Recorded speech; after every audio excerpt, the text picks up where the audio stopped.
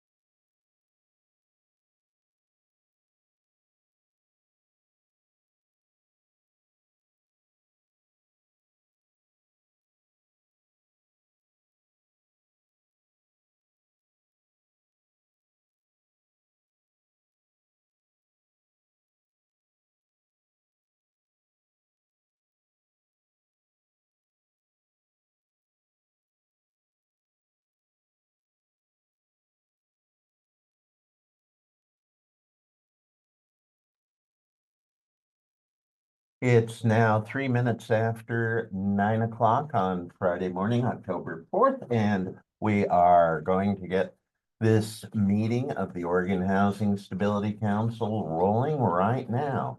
And first off, as always, we begin with a roll call.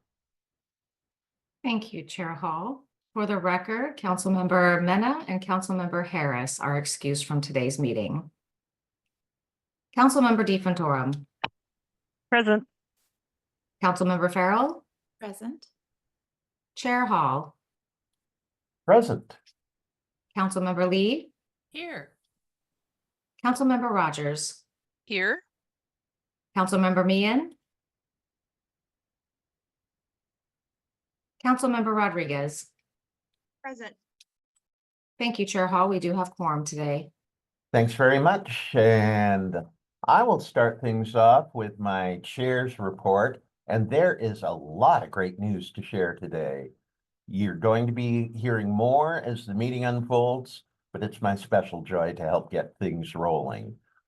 As the meeting unfolds, we will be celebrating not one, but two significant national awards to this agency. One involves the agency's response to the homeless crisis, while the other is for innovative work in housing preservation. Now, this is really incredible news. Not only is Team OHCS being celebrated, including this council, but so is our legislative and executive leadership in the state. Everyone who has brought energy, drive, passion to our collective achievements, and that's a lot of people. Now, a personal note, if you'll indulge me, I just turned 65 the other day, and that makes me old enough to remember when Oregon was considered a national leader in so many things. Frankly, I felt like we have been coasting on that reputation for a long time, but now I am thrilled, and I hope you are as thrilled as I am, that a new era of Oregon leadership is once again achieving great things. Now, as you know, fellow council members, many hands are part of this work, and not just this agency leadership team that we interact with regularly as council members, but the legion of caring, committed, creative people who work at every level of this agency and have such a deep passion for its work. You know, the other day, it was wonderful to have two members of the communication team visiting my office to talk about the opening of Wacoma Place in Lincoln City. They said it was great to finally meet me in person after watching me on these monthly council meetings for so long. So I want to say to the two of them and to each and every employee of this agency, I see you. Your work matters. You matter. Now, while we celebrate, we can't afford to rest on our laurels, at least not for very long. There are still many mountains to climb, but we climb them with joy, purpose, and gratitude that we can offer helping hands to our neighbors. Thank you. And now I will pass things to our agency executive director, Andrea Bell. Good morning, Director Bell. Good morning, Chair Hall, members of the council. Happy Friday. Good to see everybody. I appreciate you all being here. We have a vigorous and robust agenda for today, so I will yield any comments, any particular updates rather. But one thing that I will just say, first off, happy belated birthday, Chair Hall. You didn't tell me that it was your birthday. Maybe that was strategic or maybe not, but nonetheless, happy belated birthday. And what I will just say just directly to the council, we have had more in earnest conversations over the last few months about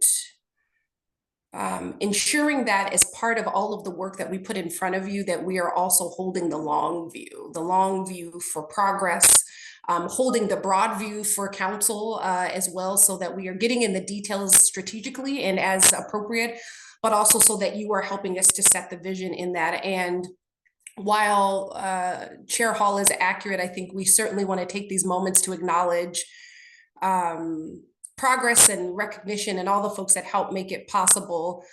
I also was reflecting on, this is a not for the faint of heart job for council members to, on really probably any housing board right now. It is its own level of commitment and labor and energy. And I am grateful not only that you all keep me on my toes and keep this department on our toes, but you all have been able to be incredibly resilient and have continued to push this agency forward. And I hope you all are able to see that individually and collectively. I know there is a lot of reasons to feel stuck or cynical depending on the day and all of the things that unfold. And I think we also know that progress is not automatic or guaranteed, and certainly process that is inclusive of everybody, and making sure that we are doing that requires its own intentional focus. So certainly grateful to this body for continuing to push us and to hold that vision. I think it goes without saying, but I will do so anyway. We pretty much work in a building, maybe it's Zoom because we're hybrid here at the department, but pretty much work in a building full of people that want to get stuff done every day. So it is not just me or the title, it is the people that people may not even see that help make it all possible. So we are grateful, we are hopeful, we have a lot of work to continue to get on in front of us for progress. So just appreciate all of the collective contributions, and I think our next steps will be ordered under that vein of continued progress. So with that, I will yield, Chair Hall, turn it over to you and the council to get us started for the rest of our time today. Thank you. Thank you, Director Bell.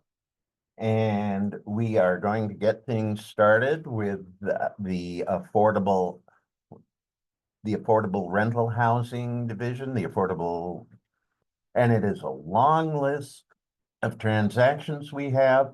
We're opening up with a public hearing, and Sheola, if you will help us through that procedurally. Sure. Thank you, Chair Hall. First up, we have Jack Mercer. One moment, Jack. I'm looking for you on the list. Go ahead, Mr. Mercer.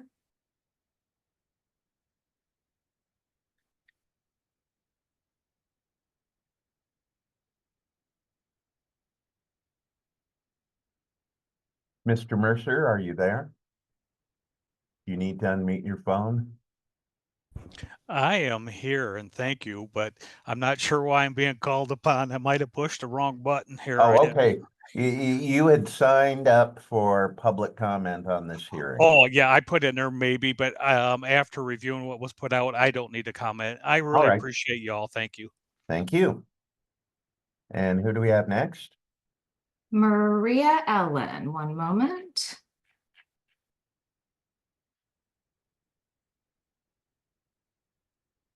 Go ahead, Maria. Thank you, everybody. Thank you for this opportunity to talk. My name is Maria Elena Guerra, Executive Director for the Far Working Housing Development Corporation. I have been in this space before, and when I have been in this space has been about trying to communicate with the agency and with you as a member of council and how things are being done. And for the last years, we all know that things have been difficult for both parts. Today, I want to thank you. Today, I'm here to let you know that our experience in the New Orca process was fantastic, with its bumps, as it's logical for a new process, but the technical assistant team and everybody behind them, by the way, has been a step forward. Chair Hall just mentioned, that we need to do, we are doing good. And I say we, I finally can say we, as we used to. I have been in this service in the affordable housing for 20 years, and I miss that we. Again, I just want to say thank you to everybody for the support, for seeing what an equitable system looks like. I think we all of you deserve a great thank you. Again, all the staff included, Natasha, Roberto, Director Bell. But this government, this entity today also deserves our recognition and our thank you. That's all. Don't want to take too much of your time, but I think it's important to say when things are working and when we are we again. Thank you. You're most welcome. And on all of our behalf, you're most welcome. We've got one more person signed up, I believe. Yes, Michelle Newman. This is the last one signed up for the transactions and recommendations public hearing section. If you did not get a chance to sign up and you do have public hearing comment regarding any of these transactions or recommendations, please use the phone or computer option of raising your hand. The phone is *9 to raise your hand. Go ahead, Michelle Newman. Hi there. Can you guys hear me okay? Yes. Okay. Thank you to the council and the board and everyone for giving me this opportunity to speak. I might have interpreted the public comment that I was going to give. I thought it was on a different section, but I guess in terms of the production, like as a realtor here in the community, one of the things that I'm seeing is, that's kind of troubling to me, is reading some of the reports and the trends and everything that show about who the people are that are still seeking and searching for housing and some of the hurdles and stuff that they're experiencing. So I guess mine wasn't really specifically geared towards the recommendations that are on the list here. So, I just want to understand a little bit more about how the budget for these projects and everything, how it translates into all of these results that we're talking about. I hear what you guys are saying. I see the awards and all of that, but as a realtor, boots on the ground, working with people who are searching for housing to buy, to rent, and are having trouble getting in, like, it just doesn't translate for me, where I'm like, I see way more, and maybe that's just the number of people that are seeking and needing these services. But for all of the flowery accolades that are being tossed around, I personally don't understand how this work is really translating in the community that I'm interacting with on a daily basis. So that's why I wanted to talk, but I guess that's not geared specifically towards any of their recommendations. But, I guess a little bit more clarification. One of my biggest issues is one of the audit reports that came out earlier this year that's talked about the number of funds that were mismanaged during the emergency COVID situation. And my concern is if you guys or the agency or whoever was in charge mismanaged millions of funds that nobody seems to know what happened to them. How do we know that that's not still happening and affecting, again, some of these issues that are happening in terms of the development of these projects, who's doing them, how they're getting funded, how the money goes back down to other projects or programs like, the LIFT program or the housing credits or any of the building credits that people get for these projects. How do we know that it's actually being handled the way that it's supposed to be? Because I just don't feel like it's being translated to boots on the ground. So that was, Michelle, what I will do is I will reach out to you after the meeting with your email address and connect you with the agency and the people that can provide some clarification for you. great. Thank you. You're welcome. Okay, thanks very much. And that concludes the folks who have signed up in advance for testimony. And I believe just a moment ago, we let you know if you are not signed up to offer testimony in this public hearing on this particular list of recommendations, this is your opportunity now. Well, hearing none, I guess, Natasha, will you be keying this up for us? Absolutely. Thank you, Chair Hall, Housing Stability Council. For the record, I'm Natasha Detweiler-Davy, use she, her pronouns, Director of Affordable Rental Housing here at OHCS. And my pleasure to be with you here today. We, as you say, have a full slate here.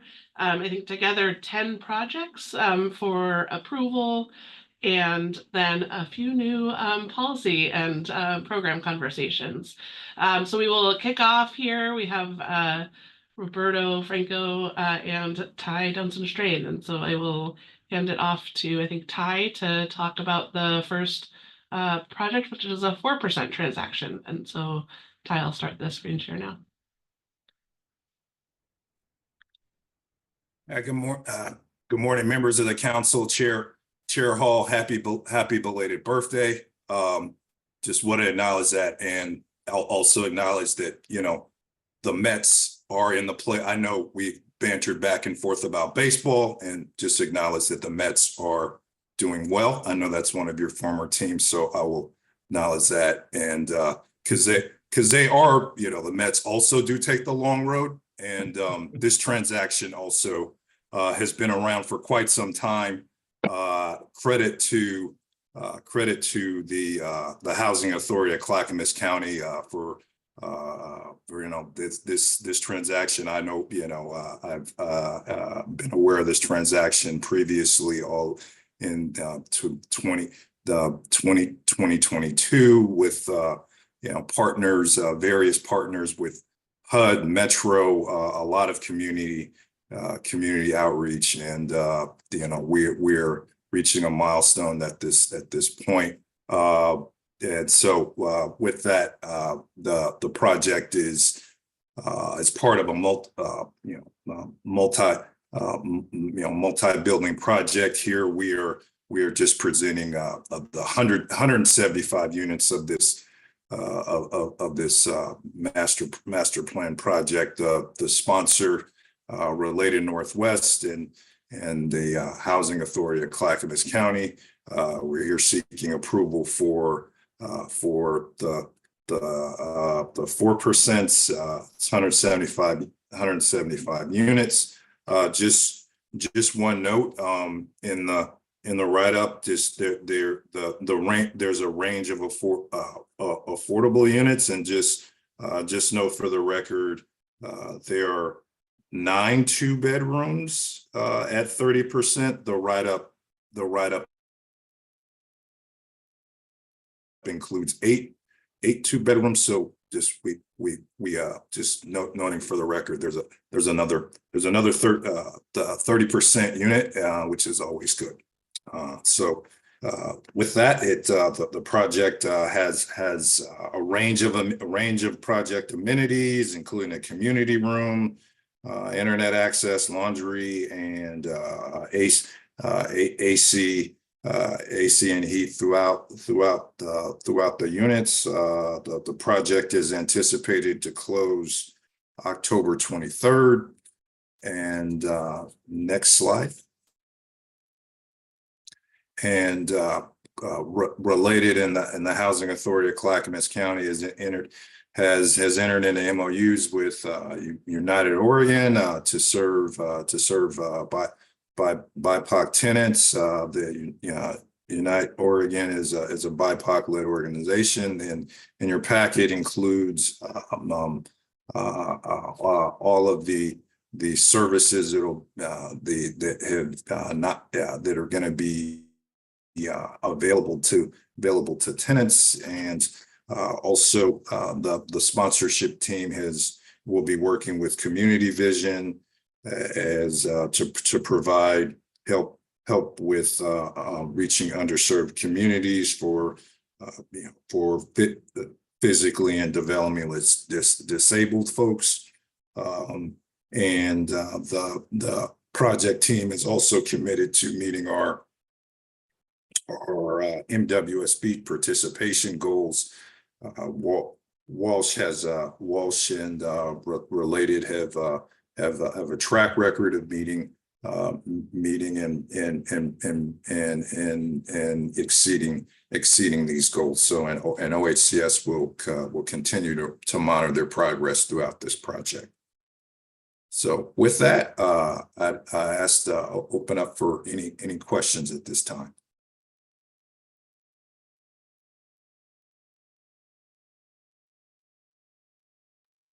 Okay, council, questions? I'm not seeing any raised hands. So oh, yes. Oh, I'm sorry. This is for, at this point, public testimony is closed and discussions are limited to council and staff. All right, I guess, are we going to take these as a group or individual decisions? This will be an all-together vote. Okay. Yeah, so this one is a vote for this one project. The next slate of ORCA recommendations will be an all-together vote. So I think this is one vote for all of the bond transactions. There just is only one this month. So I think we have a motion in the packet, and I need to find the right page. Okay. Looks like the resolution. It is on page 5 of the Housing Stability packet for the approval of the motion and resolution. So moved. Thank you. And is there a second? I'll second. Okay, can we have a roll call, please? Thank you, Chair Hall. Councilmember DeFontorum. Yes. Councilmember Farrell. Yes. Chair Hall. Yes. Councilmember Lee. Yes. Councilmember Rogers. Yes. Councilmember Meehan. For the record, Councilmember Meehan has joined us. She was having technical difficulties. Yes. Thank you. Councilmember Rodriguez. Yes. Thank you. Motion passes. All right, onward. Great, thank you so much. So next up, we have the full slate of ORCA recommendations. We heard from Meg from Farm Worker Housing Development this morning around the ORCA process, and I'm excited to have Roberto again, but Assistant Director Amy Cole of our Development Resources. So Amy, I'll start the screen share and you can kick it off. Thank you, Natasha. Good morning, Chair Hall, Housing Stability Council members, and Director Bell. I'm Amy Cole, the Assistant Director of Development Resources, and I'm here to present the next group of ORCA projects for your consideration. Next slide. All right. Just to update you all on the current impact assessment, because we're talking about projects that are in impact assessment currently. We have 32 projects under review, 79 projects, another 79 in the impact assessment step. These projects are working toward being ready for review. That totals 111. Of that, 40 are for-profit led projects, 58 are nonprofit led projects, 12 are housing authority led, and 1 is a tribal nation led project. And so just a reminder that this is a snapshot in time. This is currently up to date, who are doing an amazing job tracking all of this every day.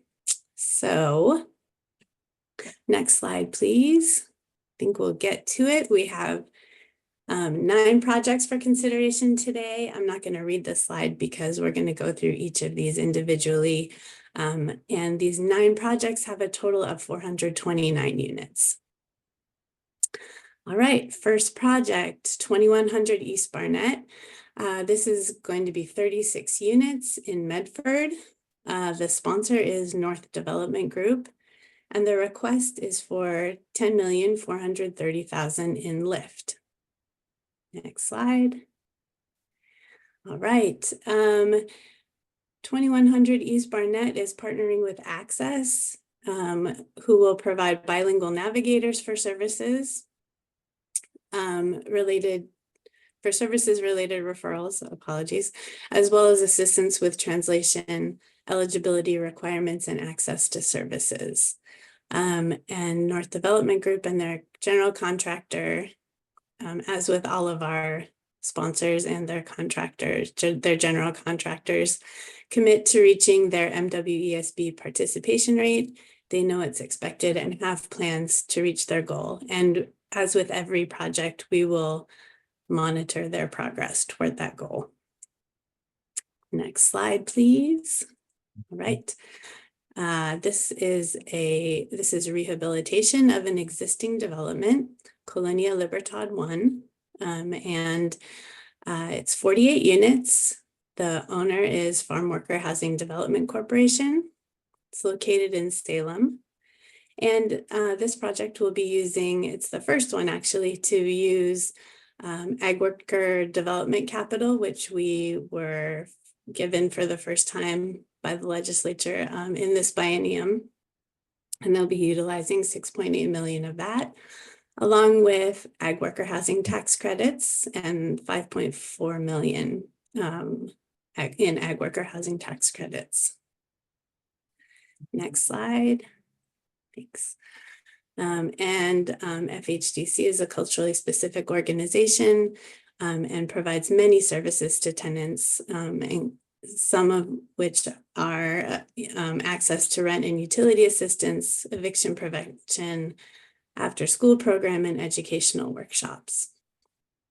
And so FHDC and their general contractor commit to reaching their MWESB participation rate.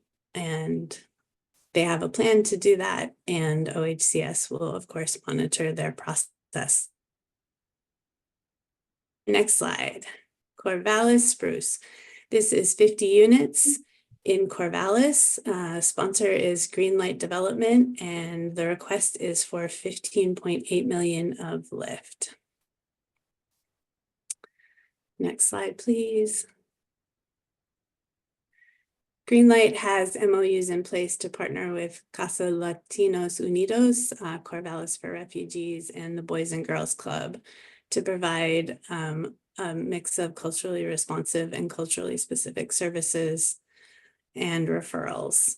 And I think I don't need to say everything about MWESB participation rate because we have the same expectations for each development and their contractor, each sponsor and their contractor. So let's move to the next slide.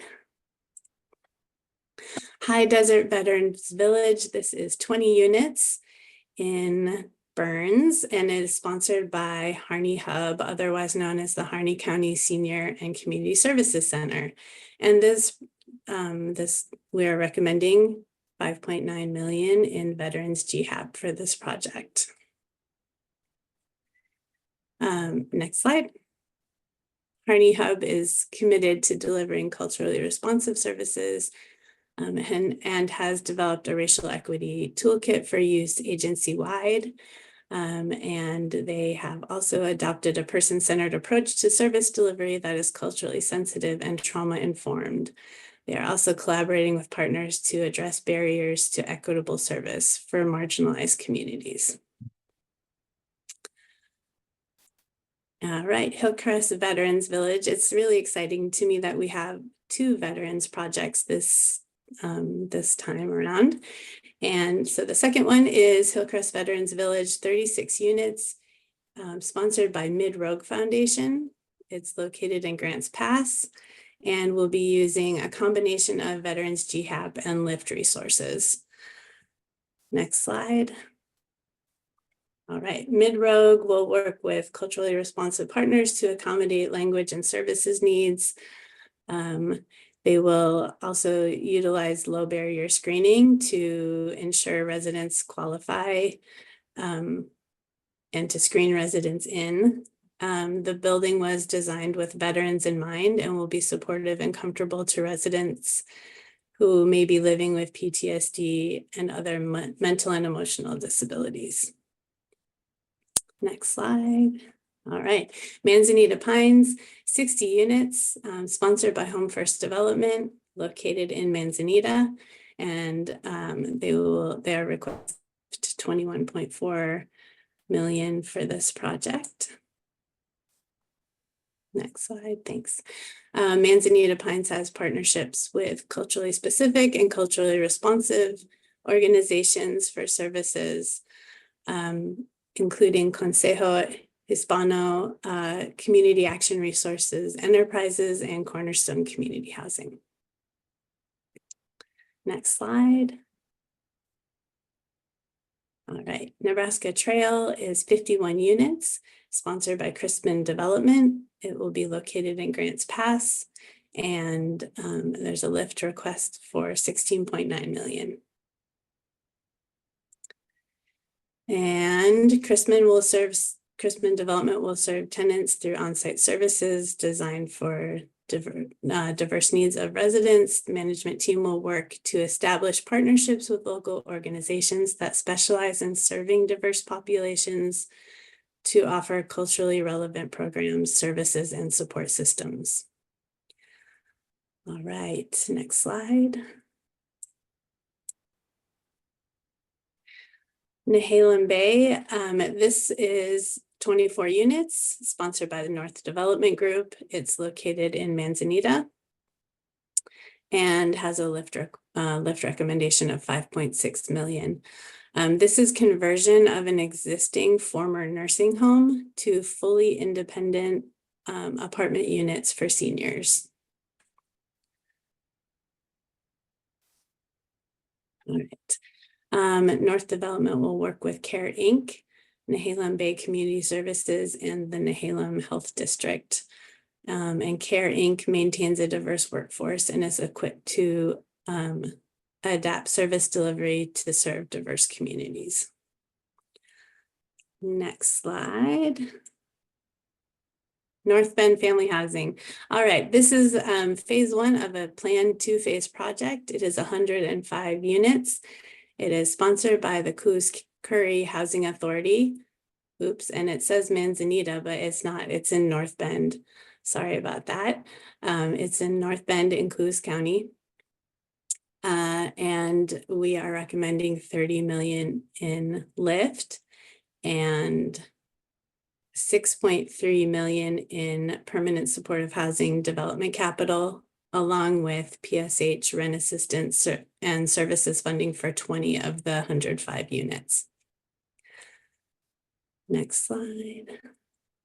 All right. Coos County Housing Authority will work with South Coast Equity Coalition for ongoing housing authority and North Bend Family Housing staff training, facilitate listening sessions with tenants, BIPOC community members, LGBTQIA2S+, Latinx, and tribal partners. And tribal partners for this development include Coquille Indian Housing Authority, and the Confederated Tribes of Coos, Lower Umpqua, and Siuslaw. And next slide. All right. We've been here today. We've seen this slide before. If approved for funding today, these projects will receive a letter of interest from OHCS and will move to the financial eligibility step of ORCA. Projects will have 6 months to complete the requirements of this step. In financial feasibility, a detailed development budget and pro forma will be closely analyzed by our production team to ensure that each project meets financial and underwriting standards, and to ensure that projects are leveraging debt and other resources that justify the support state investment. The reservation amounts in the memo are maximum award amounts based on ORCA subsidy limits. The final award amount for each project will be arrived at through the underwriting process in the financial eligibility step. Next slide. All right. Ready for discussion and questions, and also consideration for the motion on page 15 of the packet. Council. Councilmember Rogers. Thank you, Chair Hall. So this is exciting. First of all, I'm just loving the diversity, how it's all across the state and the number of units. But I have a couple of questions. So the first question is about the Corvallis Spruce project. And I noticed that that particular one just has a 20-year for affordability, whereas the others were 30 and then there were 60. So I'd like to know how that was arrived at, or what the specifics are behind that. And then the second question I have has to do with Nebraska trails. And in the description, it talked about how it's targeted for large families and seniors. And I think someone who has a disabled member in their family. So large, what does that mean? Because the maximum size of the units is 3 bedrooms, and I don't know, that just is not what large means to me. And then the other thing I'm wondering is if for that particular project, since it's supposed to be geared for someone who may be disabled, I didn't notice that any of the units were specified as ADA accessible. So thank you. Okay. Councilmember Lee. Thank you, Chair Hall. I will amplify and follow on from Councilmember Rogers. Kudos for the slate of programs and projects that we're looking at right now. I think it's super exciting. I think it's, early, but we're seeing these little milestones that all of the scathingly brilliant planning and hard work to ORCA is starting to pay off.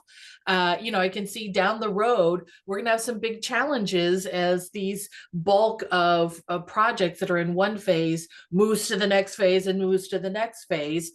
So I'll just raise that for us, because I'm noticing that this is an incredible slate of projects. And then we've got actually a large portion that are in the pre-step of where we are now and as things move through. So I know you all are thinking about that. And I want to say I've noticed that and thinking about that as well, and look forward to hearing how we're going to manage that. I also want to ask if there's been any conversation, not that you don't have too much to do already, for some peer learning opportunities. In some ways, as people come together as a group of projects through this phase and through that phase, there is a sense of being all together as a cohort, right? I realize these are all separate standing projects, and there is some interesting, nuance and approaches that each one of these projects is bringing, and we hear a little bit of that in the description. So I just, we've had such good results with the permanent supportive housing peer connection and learning. And I just wonder about the opportunity in a very low scale way to work with these cohorts now of projects to even once or twice share some peer learning about what they're doing in their neck of the woods and how that might help someone else in a different neck of the woods. It'd be really fascinating for us to be able to hold some of that space for these projects and for the future projects. And then I just want to thank you, Amy, for mentioning that meeting our expectations for MWESB is actually not an indication of someone's commitment to racial justice and equity, right? That is a minimum expectation that we expect for people to meet along with their performers and along with their financing. So holding that out as evidence of their commitment to racial justice and equity, from my perspective, doesn't meet this. We're treating these expectations in different ways.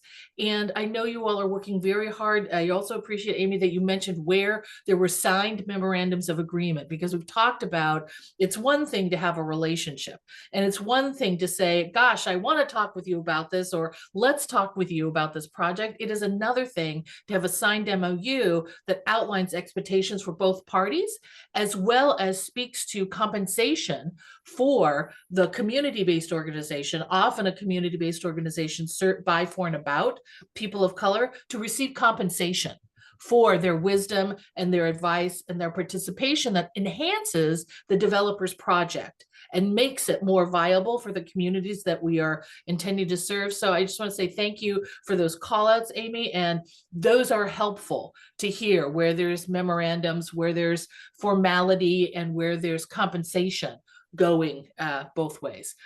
Tremendous slate of projects. Thank you.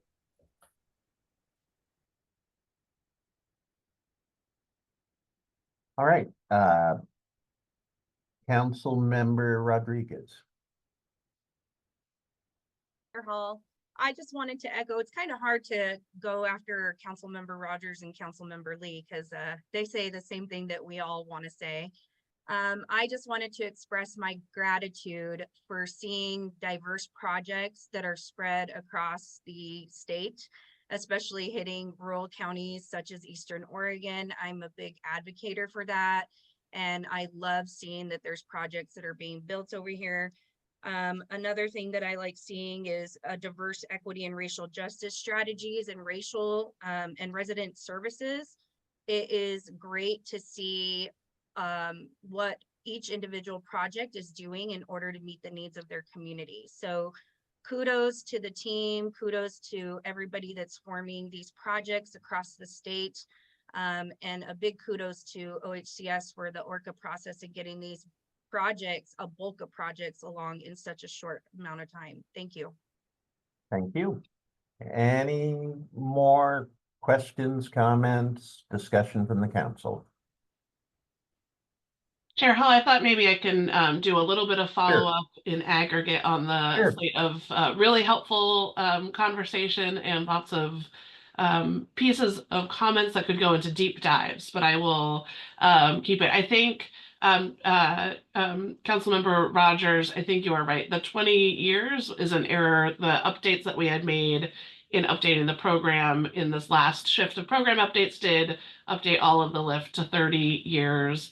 And functionally 30 years plus, and then it's a loan. So it's either repaid then to satisfy the loan, or we have extended affordability to extend the loan. So generally some of those might be paid back at 30 years, but we expect majority will navigate to extended affordability and meet the 60-year timelines. I think also all projects must meet ADA requirements, and I think that there are, you know, and I think that's a piece of how much and what pieces of detail are we able to reflect in the packet, so we don't have to provide you with the 100-page version of applications that the team is working through. And large family size units, I think that is also a really good point. Large families is not always a 3-bedroom. It is, can be much larger than that. I think it is acknowledges a little bit the idea that in our affordable rental housing, the 1-bedrooms, studios, 1-bedrooms are the, incentivizing anything is required for anything higher than 2 bedrooms. And I think that's the place where that is talked about. And I think maybe we need a little bit better nuance in how we represent that. But we're, again, as we're talking about them, we're representing what the applicants have told us. And again, and as we built the ORCA with Housing and Stability Council, we wanted to make sure that we had these conversations early. So when we can be taking that back to the development teams. And so making sure that as the project is kind of works through the development process, that all makes sense. And I think there were several other pieces of conversation. I think, let's see, Councilmember Lee, as we have in a couple agenda items, I'm intending to talk about the tax credits and alignment into the ORCA. And so I'll touch a little bit about the next steps for ORCA resources and what happens and all of that.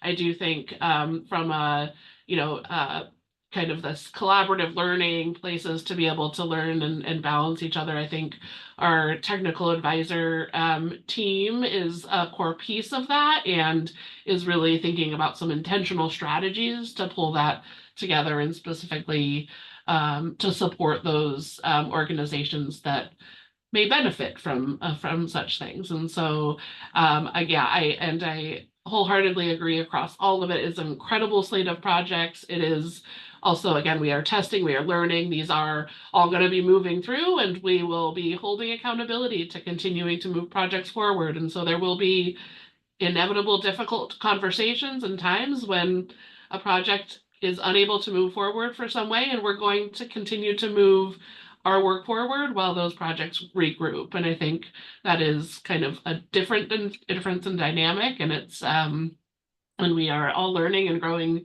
together as we do that, and we need all parties to participate in that evolution. And so I think overall, really excited. I feel like there was one other point that came up that I am not remembering right now, but I think equity and racial justice. I think as you point out, and again, it's kind of what depth of information are we providing? We have our ORCA standards that are across all of it, which has much deeper looks on each piece of the thing. And I know we have spent a lot of our time in council talking about MWSB. So I think we've been intentionally highlighting it for fear of it seeming like it's missing if we don't talk about it each time. But wanting to also have something that's relatively consumable to meet the space of these council meetings. So I think as there are things that you want to hear more about or less about, I think would be welcome that feedback most certainly. Great. All right, I believe then we are ready for the master motion, or how do we describe it? Yeah. The whole moved. ORCA slate. Yeah, we've got a motion. And do we have a second? We need a second. Thank you. Roll call? Thank you, Chair Hall. Councilmember DeFontorum. Yes. Councilmember Farrell. Yes. Chair Hall. Yes. Councilmember Lee. Yes. Councilmember Rogers. Yes. Councilmember Meehan. Yes. Councilmember Rodriguez. Yes. Thank you. Motion passes. All right, Thank you. on we go. Thank you. Great. Thank you so much. That was a lot and exciting, but we can move forward to the next exciting opportunity here. I'm happy to have Assistant Director of Planning and Policy, Rick Ruzicka. So I'll hand it off to him as I share screen. Thank you, Natasha. Chair Hall, Director Bell, council members, my name is Rick Ruzicka. I'm the Assistant Director of Planning and Policy.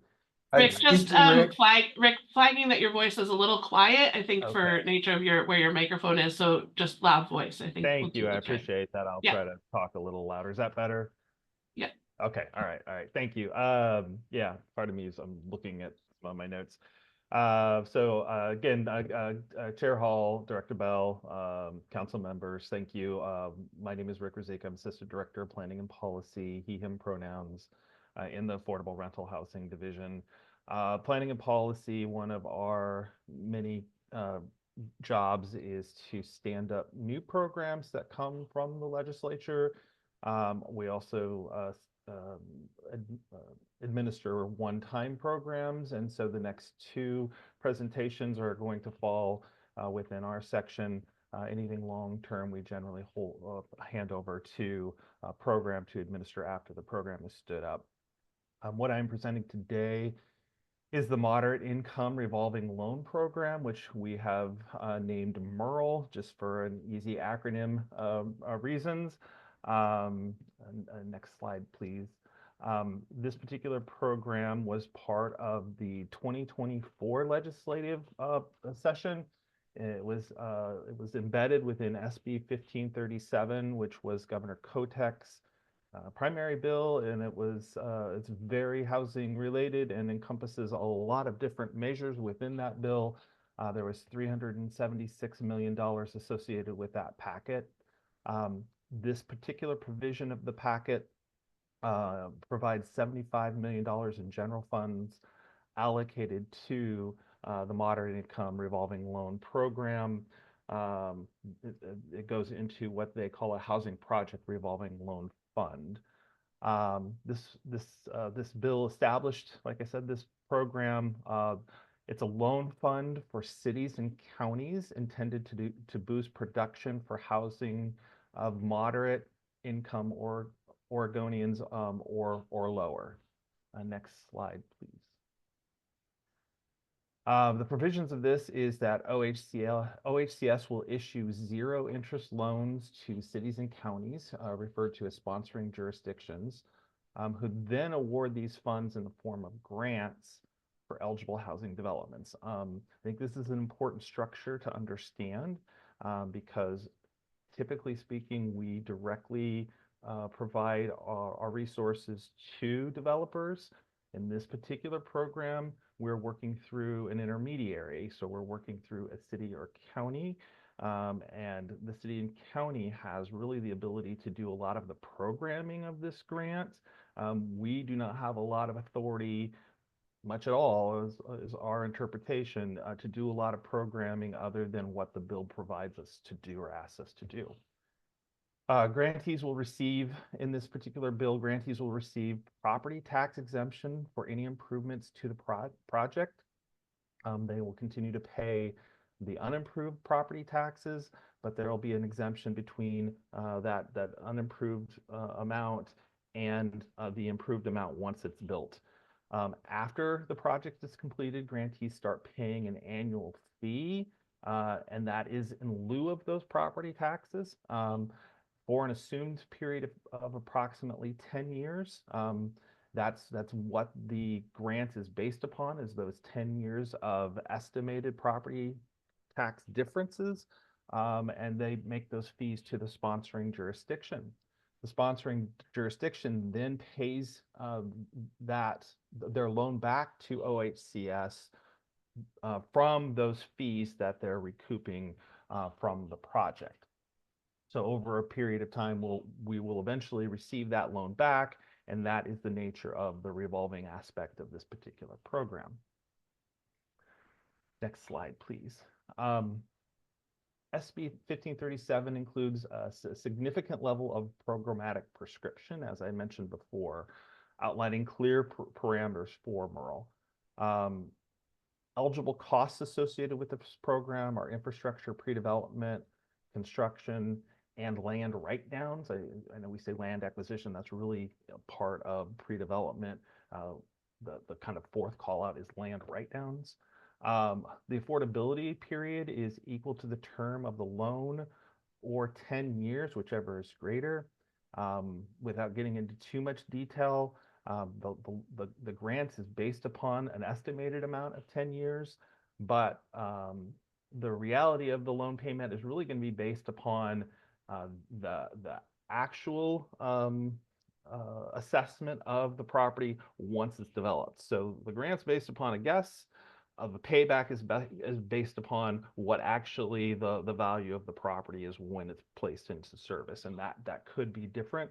There's also an escalator in there of property taxes, and the grantee is required to pay administrative costs, which are tacked on to those fees. And so those are things we're trying to work through in terms of what that looks like. Again, as we mentioned before, there's new direct relationships with cities and counties. We do work with cities and counties, but usually not directly in affordable rental housing. It's usually through the developer who's working with the cities and counties. And so we have a lot of new relationships to develop, and you know, a lot of engagement associated with those new relationships. But the cities and counties will work as intermediaries between us and the developers in this particular program. Next slide, please. The governor's 2024 housing package establishing MURL is very prescriptive. As I said, OHCS primarily plays a programmatic role that involves clarification and guidance versus policy layering. So most of the time, you know, we see a lot of different bills come across our way, and a lot of the things that we see are, you know, this is what we want to do, this is the amount of money we're going to give you, and then OHCS really has the ability to layer on a lot of different programmatic items into that to really advance our kind of goals and values within the agency. This particular bill is kind of on the other end of the spectrum. It's very prescriptive, really tells us what we have to do.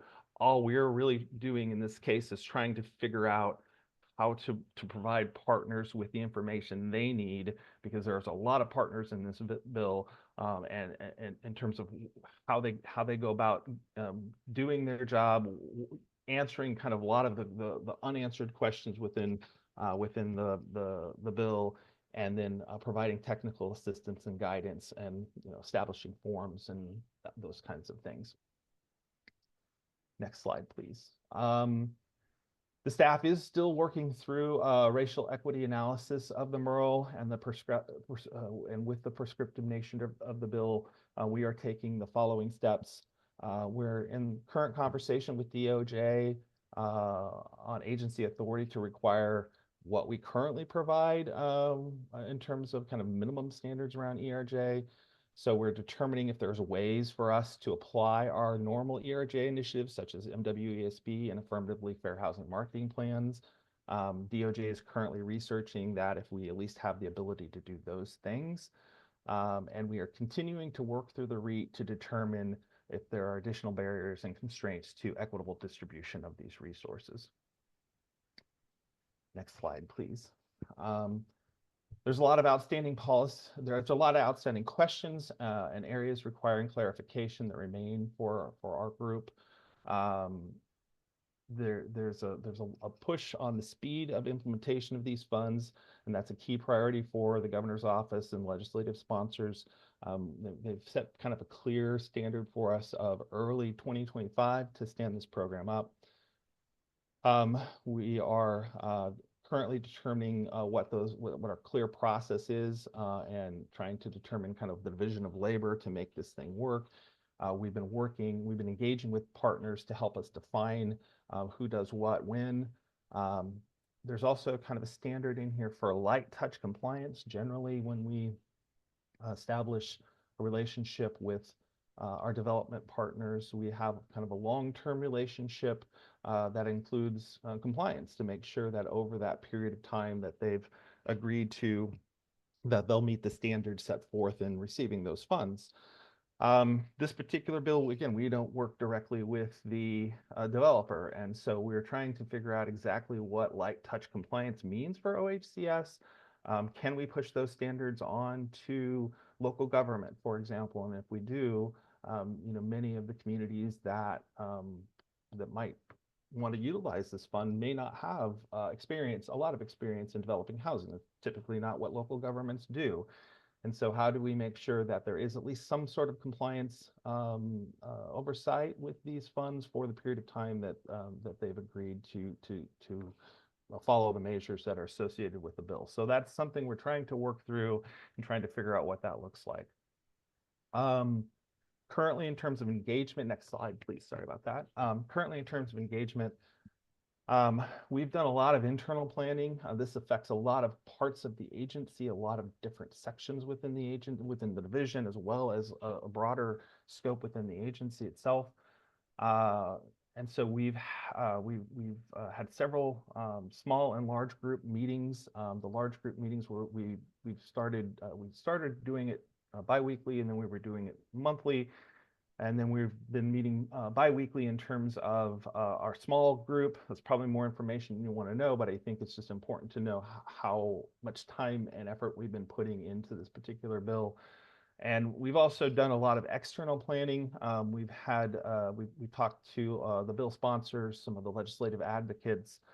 We've talked to several potential sponsoring jurisdictions and other state agencies up to this point.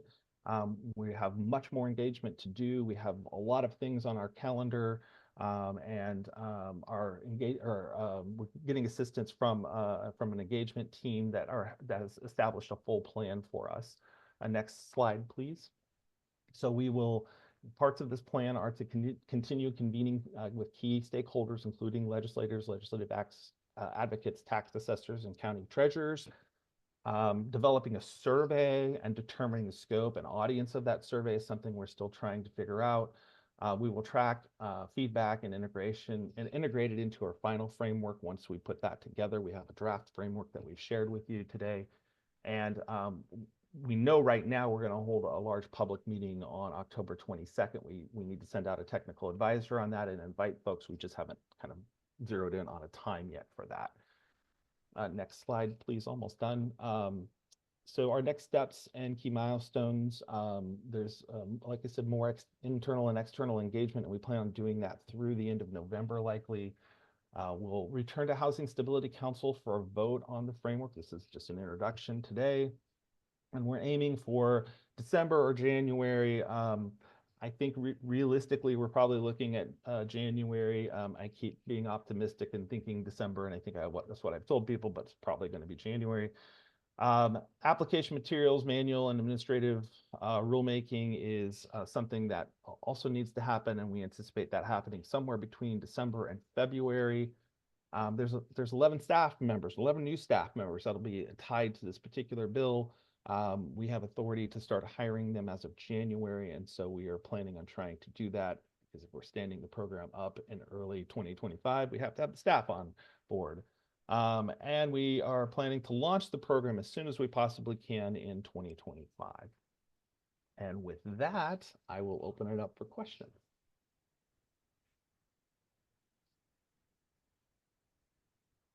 All right, council, questions?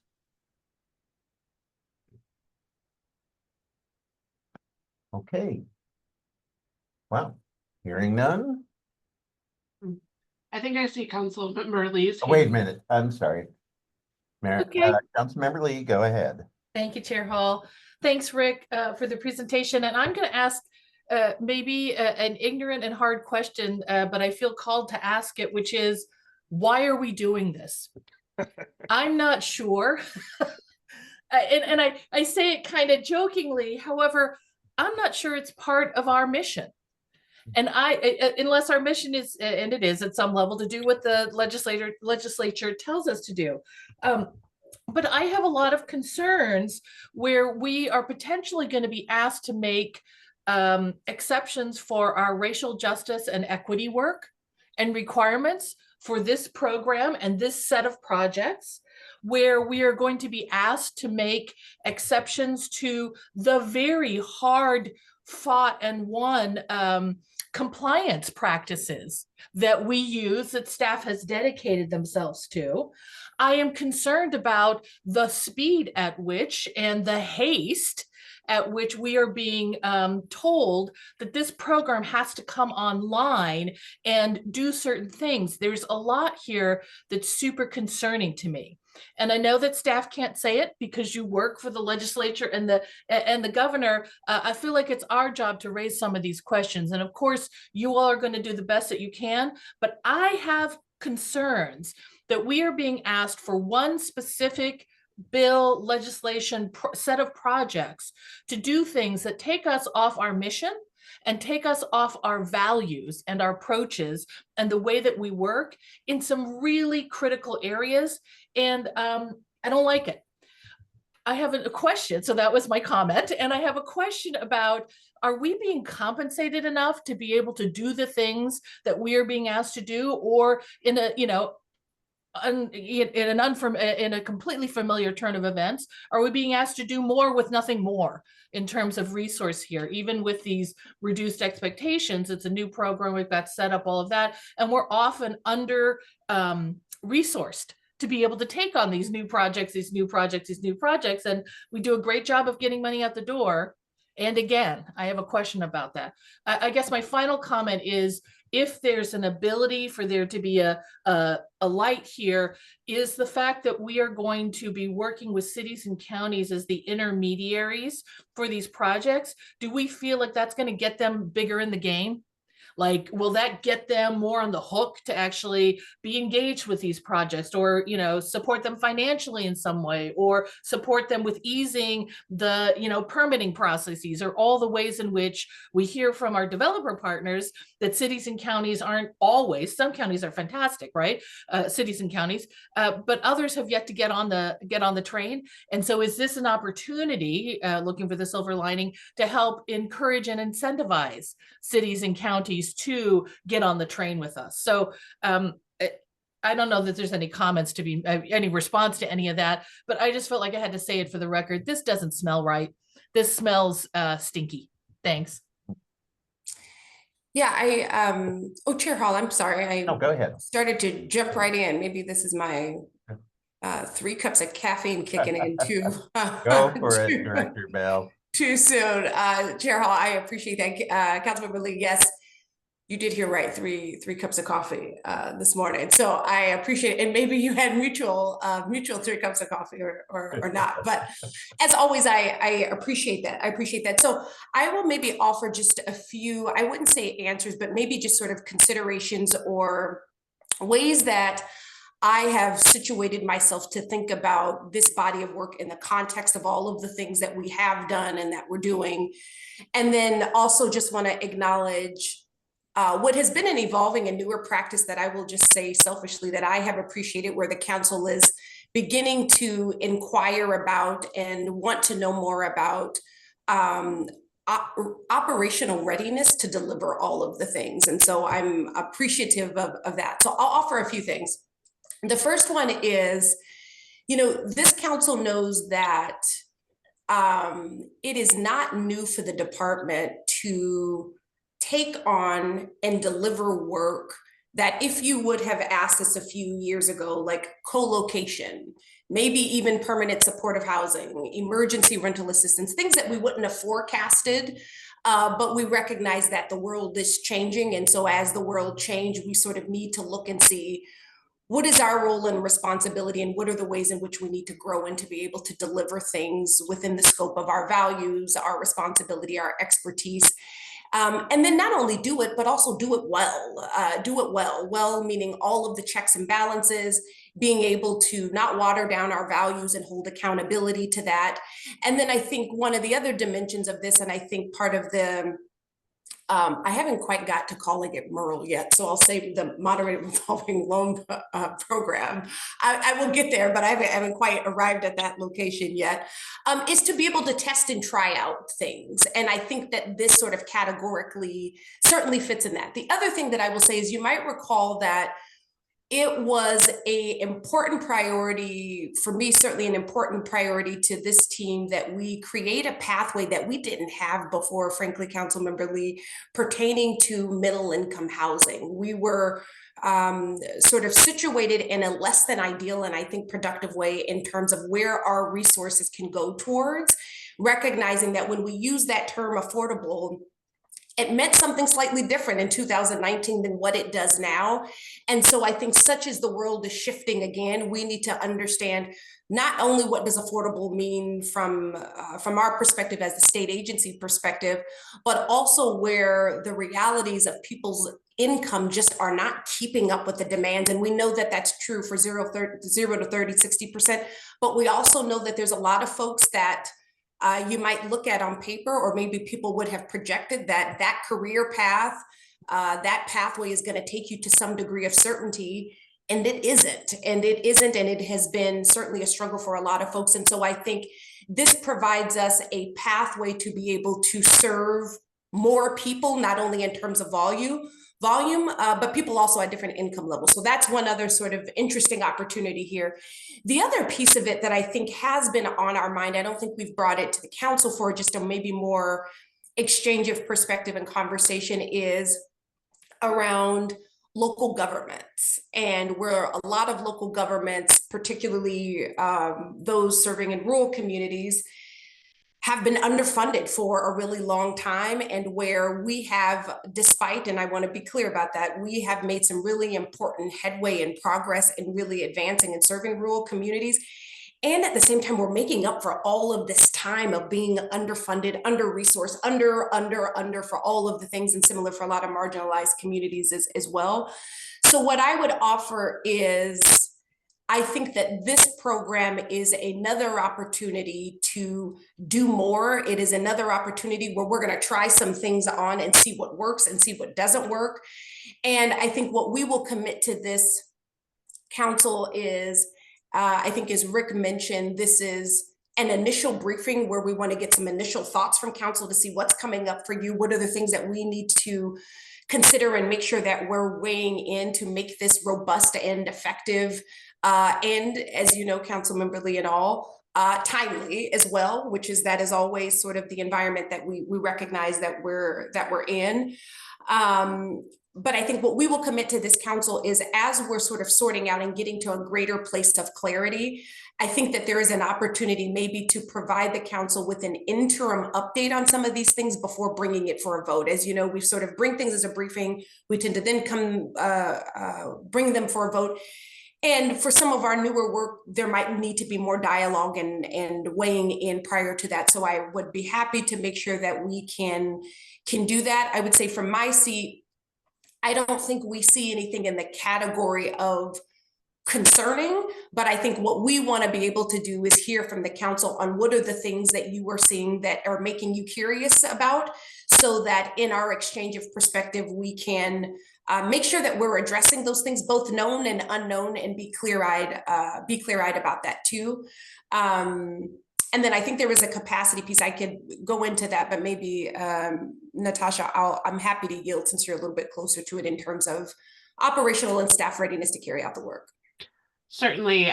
Thank you, Andrea. And yeah, I think, as part of any legislative process and bills moving through, OHCS is engaged in that to provide feedback. And again, we are need to implement the bills that are passed. And part of those do incorporate our fiscal impact assessment, which includes, as part of this, we did get the slate of positions that Rick was mentioning, I think, and hiring folks and ensuring that there's sufficient capacity as you launch is also a challenging mix. We're trying to do make sure that resources can become available as fast as possible. So, and our structures within ARH are as designed. The team that Rick leads does a lot of things, including this proactive work and participating in legislative session, and also doing the kind of foundational investments to figure out how things will work when they are stood up and operating, and with the idea that we are then hiring staff and onboarding them to continue to move them through in circumstances where it's an ongoing kind of significant things. There's times when we make different judgment calls about where things will live, but that's really fundamentally the structure that we have put into place, which has been effective, and standing up new efforts, in particular ones that have us do things differently than the default or all of the systems for our financing efforts are a significant lift, and I think is partially like what we are doing intentionally is trying to bring all of the diverse perspectives to really navigate those in earnest, so that we are able to, have the smoothest execution, which means a lot of burden on the planning and the implementation side, and it will pay off in the long term. And I think as we think about wanting to ensure that there's capacity across the state to support not only understanding housing need, but planning and then having tools to actually make progress and do work in community, which I think is how I see the overall perspective of this work. Again, this is one slice of it, but I think it's fundamentally thinking about how can we empower community with tools to be able to take active roles and move and find and develop housing solutions locally, which I think is really in alignment with our work. And this is also change. It's different. There's kind of as Director Bell is talking about, the thing that each moment calls for ends up changing and shifting a little bit. But I appreciate the kind of tracking and seeing of all of that landscape. And it is a lot, and it's, exciting work that is happening at the same time. I just want to pop in here and then I'll defer to my sibling council members here. I appreciate all of that. I appreciate the briefing and the fact that this is more prescriptive, Rick, as you have said, than some of our others. And I just don't want us to use the end to justify means that we have spent so much heart and soul working on, and then we say, not we, but then it is said that we're doing this because we agree with the end goal, but the means can go by the wayside. And that's my only sense in making this commentary. Thank you. Other council members? Pardon me. All right. Chair Hall, I see Councilmember Willard. Oh, okay. Yeah, I'm sorry. It's not showing up on my screen. Good. But Councilmember Willard, please go ahead. Chair Hall. So I know that this is all very preliminary, but I just have a couple of questions or maybe a couple of comments to make. I'm just wondering if this is going to incentivize local jurisdictions to want to be on board with building affordable housing, either incentivizing them as a city or a county, and then also, is this going to offer any type of capacity funds or capacity assistance to local jurisdictions, cities, counties, in order to complete this work or see this work through, due to the fact that I know that some rural counties experience trouble with wearing many caps within their departments. And so my worry is that maybe rural counties might suffer along those lines without any type of technical assistance or any type of capacity to see this through, is my first question or my first concern. My second concern is with developing affordable housing, I fear about a loan payment back for those housing developers. Insurance costs increase every single year, and sometimes they're going up by 50%, 60%, which we can't account for because we really don't know what the insurance market is going to look like on a yearly basis. And so making those repayments back as another payment back can sometimes be challenging for those that may be just doing the minimum to get by and deferring costs.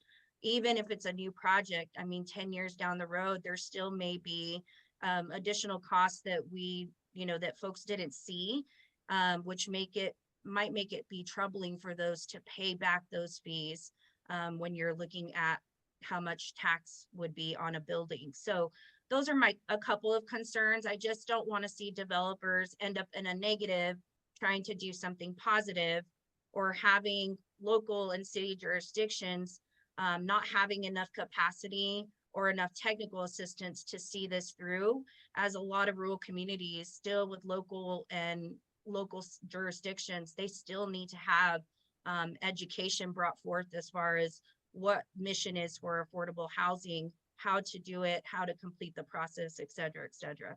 So those are just a couple of concerns that have come to my attention with this. Thank you.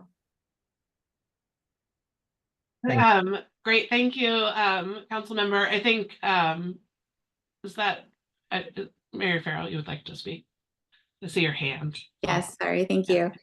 I guess my question is a little similar, or at least parallel to Councilor Willard's, but on the other side of the equation, where especially in regards to permanent supportive housing, that comes with a requirement of services, and the service dollars tend to be very much biennium funding related, whereas, you know, once you get the property built, like that property is there, and yes, there's ongoing expenses in terms of maintenance and improvements, and I definitely understand the insurance challenges, but we can't actually, like, it's a little concerning for my organization as an example of a provider of permanent supportive housing to say, yeah, we're going to partner with this developer for say 50 units when we only know we have funding for like this year and next year to support that. And I just haven't heard a lot of conversation around how services will dovetail with development on some of these types of projects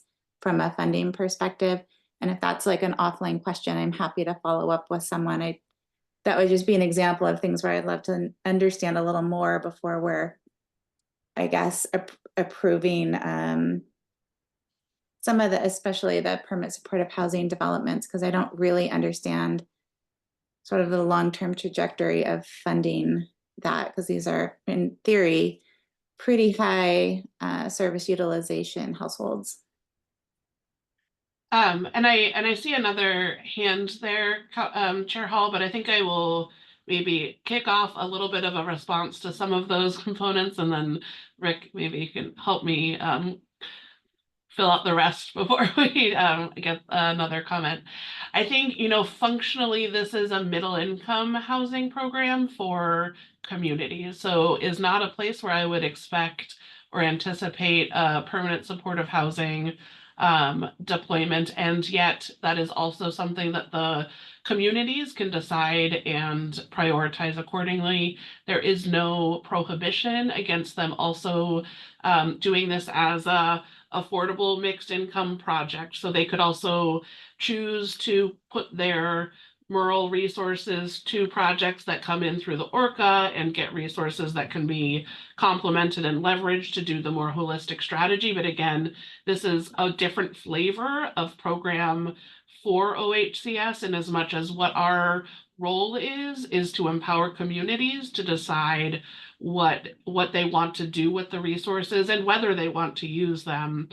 And that there is the idea that that communities and our needs analysis indicates that there is need for housing and housing, you know, support for incentivizing housing development to serve not just 60 or 80% in AMI and below, but up that the market isn't really functioning to address housing need up to 120%. So I think that's the piece of this. And so I think our role and our functions in terms of looking at those complexities is different, and where the community may decide to leverage affordable resources and all of the supports and perspective of our traditional affordable rental housing investments. We are intentional in making sure that that is feasible. And I think, Rick, if you could just add a little bit of dimension to technical assistance and those types of strategies within the effort for those communities that have lesser internal capacity existing already. Yeah, sure. Thanks, Natasha. So the bill calls out OHCS as providing communities technical assistance, and so we do have some funding for staff members that will help provide that. We also plan on contracting out with a third party to provide additional technical assistance. How those roles will be divided, I think we're still. Rick, I'm so working sorry on. to interrupt you. We Am I might have to still have able you raise your tone, just your Okay, volume, all right. just a bit. I know we'll probably have you screaming, but it'll be much received. It's fine. I think, thank you. I appreciate that. I have a new computer and my microphone isn't as good as the last one. And so I'm struggling a little bit with that. So apologies. Yeah, so technical assistance is called out in the bill. OHCS is to provide that technical assistance. We are looking at that in a couple different ways. I think we do have some staff members that we will add in those numbers that I had given you before that will support us sponsoring jurisdictions in setting this program up and answering questions and things like that. We've also determined early on that we probably needed third-party assistance because some of the issues that cities and counties are going to face here, we're not familiar with as an agency. And so we do plan on hiring a third party to provide technical assistance as well. Where that line gets drawn in terms of what we do and what they do, we still need to kind of work through and work out. But there are certainly plans within there. I also would say that the way the bill is worded, it says we may provide technical assistance for many of the items within here, or may provide support for anything that a city or county can't do on their own. And so like where that stops and starts, I think we need to figure out. So for example, would we be the ones that go and present the ordinance to the local city council? I don't think so. And so, I think those are the parameters that we would need to lay out and say, we won't do this, but we will do this. But yes, technical assistance is definitely something that was thought about in the bill. There's funding for it, and we're trying to work through exactly what that means, because I think, all of the different jurisdictions that put this in are going to have different needs. Some are probably going to be able to run with this and know more than we do. Others, I think, are probably going to really need a lot of assistance and rely on us.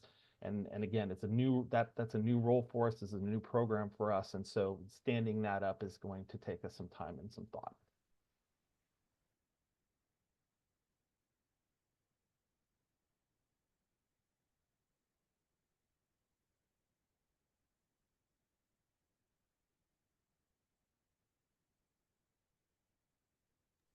Chair Hall, I see Councilmember Meehan's hand Oh, raised. okay. Sorry again, and also Councilmember Rogers afterwards, but Councilmember Meehan first. Sorry. Thank you, Chair Hall and fellow council members and staff. I appreciate you guys, all the work. I'm having some technical difficulties, so I'm keeping my video off. And this is more of a general comment than specifically to this middle income housing stuff. Just that I do see and recognize that there's been a lot of work done, and I really wanted to kind of echo some of my fellow council members thoughts on the residential services and how that we are doing all this stuff, and it kind of stops as far as the development and the implementation and building and getting all that stuff together. And then at the end of the time frame, are we really doing a follow up with how's it working out? How are things working out with the residents? How is this really resident services robust, or are they being addressed to the degree that they need to be in the permanent supportive housing projects and things like that? So I definitely was curious about that, and as well as the question about what makes something 20 years affordable, and then others are 60 and 30 years affordability before it cancels out or expires, and how do we gauge that, or is that just an offer, or I don't know. So those are some of the technical questions that I have, and I really was looking forward to some education type, get to know your acronyms at Oregon Housing Stability Council classes.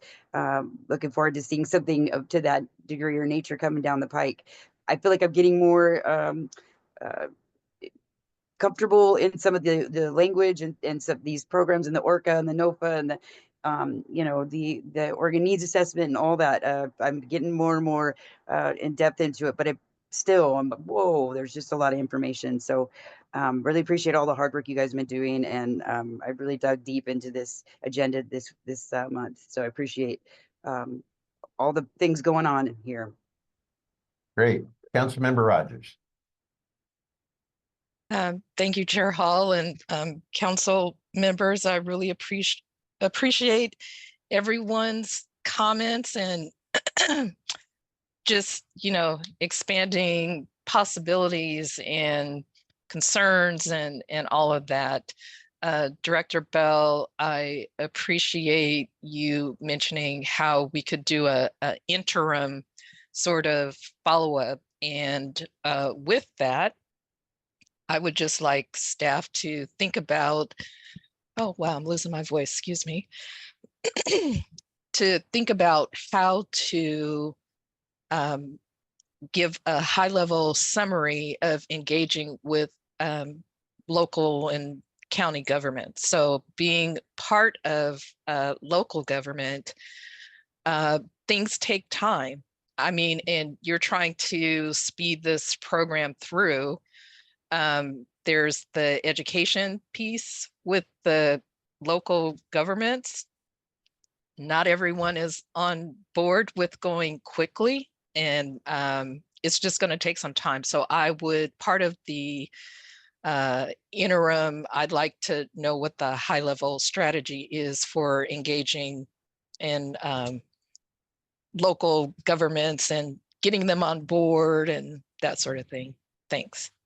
Yeah, if I may, Chair Hall, I really appreciate that, Councilmember Rogers. And I think as a collective working in state government, we know firsthand things take time. I'm not sure people tend to think of us as slick and fast, although I'll take any recommendations to those that maybe do feel that way.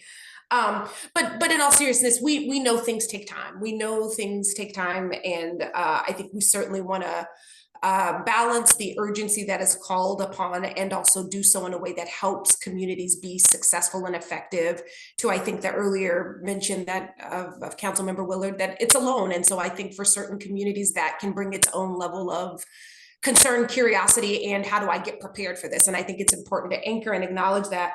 What I will commit to is, yes, an interim update prior to this coming as a voting item. What I'm hearing, and I have taken some robust notes here on needs and expectations that I've heard from the council today, but what I'm hearing, Councilmember Rogers, is not only an overview of local government engagement that has taken place. I think what I'm also hearing is the contents of those conversations. What's the temperature? What's coming up for folks? Maybe some of the detail around the engagement and how the implementation of that seeks to respond to some of the things that have came up, recognizing that each city who intends to participate will have probably some varying needs. Is that an accurate summary?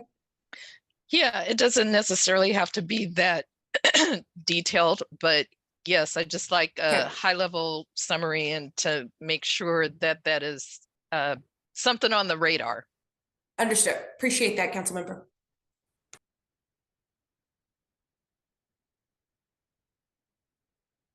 All right, Councilmember Lee. Thank you, and I appreciate that this is a discussion. So I'm going to jump back in on another issue. I am ambivalent about this one-to-one match of housing and people have to have services simply because they need housing. For some populations and permanent supportive housing, it has to be. I question the time, all of this time we have to say it's a one-to-one to one-to-one match. However, in this discussion, I am worried that we haven't had the discussion about support services, as many of my sibling council members have raised, because we're making assumptions about income here. that because these are middle income housing, that perhaps the people coming into these units don't need services. And if we believe that people need services, if they need housing, which again, I don't believe in, however, a lot of our programs make that one-to-one match. I just want to call out that if the reason we haven't been talking about this, and again, I'm not saying individual, the reason this hasn't been talked about is that we're making assumptions based on income. I think that's problematic, and I just want to call it out. It may be that I'm not understanding this in any way, shape, or form. However, the fact that council members have said, where are the supportive services for these units, and this has not been addressed, at least in the legislation, as far as I can understand, again, leads me to have some questions about how do we do the thing that needs to be done and also stand for our values and the perspectives that we want to put into this housing, no matter who it's for or what their income level is. Thanks. Let's see, Councilmember Lee, I don't know that I have a perfect response to that, but I just wanted to also say, completely agree. It is not, income does not dictate or indicate what type of services and supports a person has. And I think we understand that. And I think the place where I was trying to talk to about it from was from what are the resources and what is the intentional work of the program and what are the opportunities therein. And I think we know holistically that there are a tremendous amount, a much greater need for supportive services than exists within affordable market within society. And I think that solving society, like all of that society dynamic, doesn't happen in one program.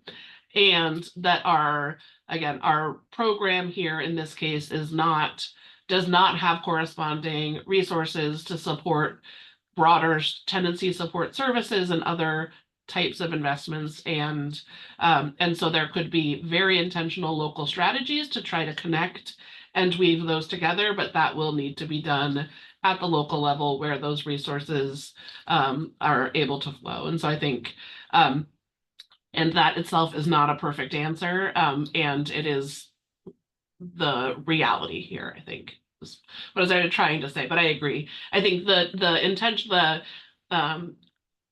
what happens in terms of talking about the way programs work ends up feeling like there is a sentiment of a paternalistic treatment of folks, based on their income. And I think very fervently we disagree with that connection. And I apologize if I was part of seeming like I was connecting those two pieces together, but I'm not. Yeah. Oh, no, Natasha, let me be absolutely clear. That was not about anything you or Rick or anyone said. I am leveling criticism at this bill, at the legislature, and the prescriptive nature of it. I understand our shared values and what we're trying to do here. So please do not take what I said as a criticism or a rebuttal to anything you've said. I'm just trying to raise up these issues so that at some point someone could look at the record and say, hey there, we had some questions about this from where you got, or from where we came here. This has nothing to do with you, staff, or the work you're doing.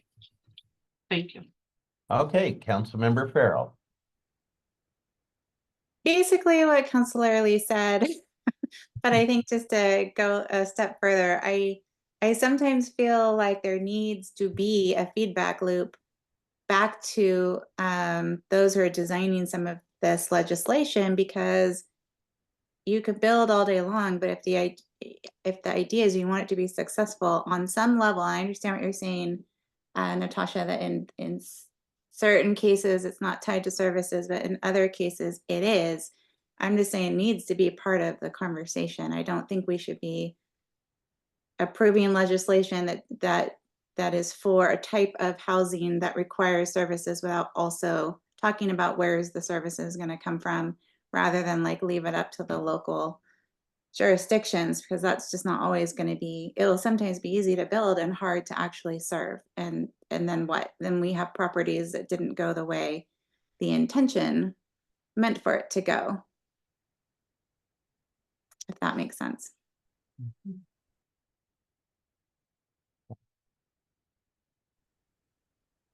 Anything further from council at this point? then are we ready for some closing thoughts and information on next steps? I think we can move forward. Our next step is continuing to engage. This was really helpful conversation, and we will be back with more as the work progresses. So thank you very much. And so next on our agenda, we have Patricia Akers here to be able to talk about another legislative investment that we are working to implement. This is an informational item. And so just want to be able to share with you all the work, and we'll have this and then our ORCA tax credit conversation, which hopefully you'll have some energy for still. Thank you. And so Patricia, I'll share screen and hand it off to you. Thank you, Natasha. Good morning, Chair Hall, council members, and Director Bell. My name is Patricia Akers. I use she, her pronouns, and I am an operations and policy analyst in the Affordable Rental Housing Division, here to talk to you today about tenant resource support and our partner Seating Justice. This is a brief briefing and does not require council action. Thank you. In the 2024 legislative session, House Bill 1530 appropriated $1 million in general funds to OHCS to provide seating justice for tenant education. And there's specificity around that, with publicly supported housing and manufactured dwelling parks being sold or closed. Next slide, please. Our partner Seating Justice administers funding and advises its grantees. It acts as a pass-through entity and is dedicated to building collective power through collective action by transforming philanthropy. They are able to accomplish this by centering community in their work and by allowing community need to guide their work. Right now, they are engaging partners and resource users through focus groups and steering committees to help them understand how best to utilize these resources. Next slide, please. OHCS is in ongoing discussions with Seating Justice because we need to understand the work they plan to do when their engagement is complete and ensure it aligns with legislative intent. The timeline of activities here shows that we have a contract finalized by February 2025 so that this funding can get out into the community where it is needed. Thank you all for your time and attention to this small presentation, and please let me know if you have any questions.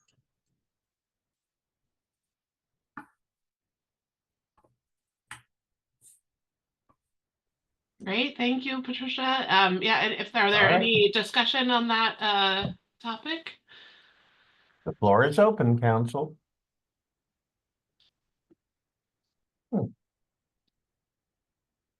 right, well. All righty, thank you so much, everyone. Great, thank you. Thank you.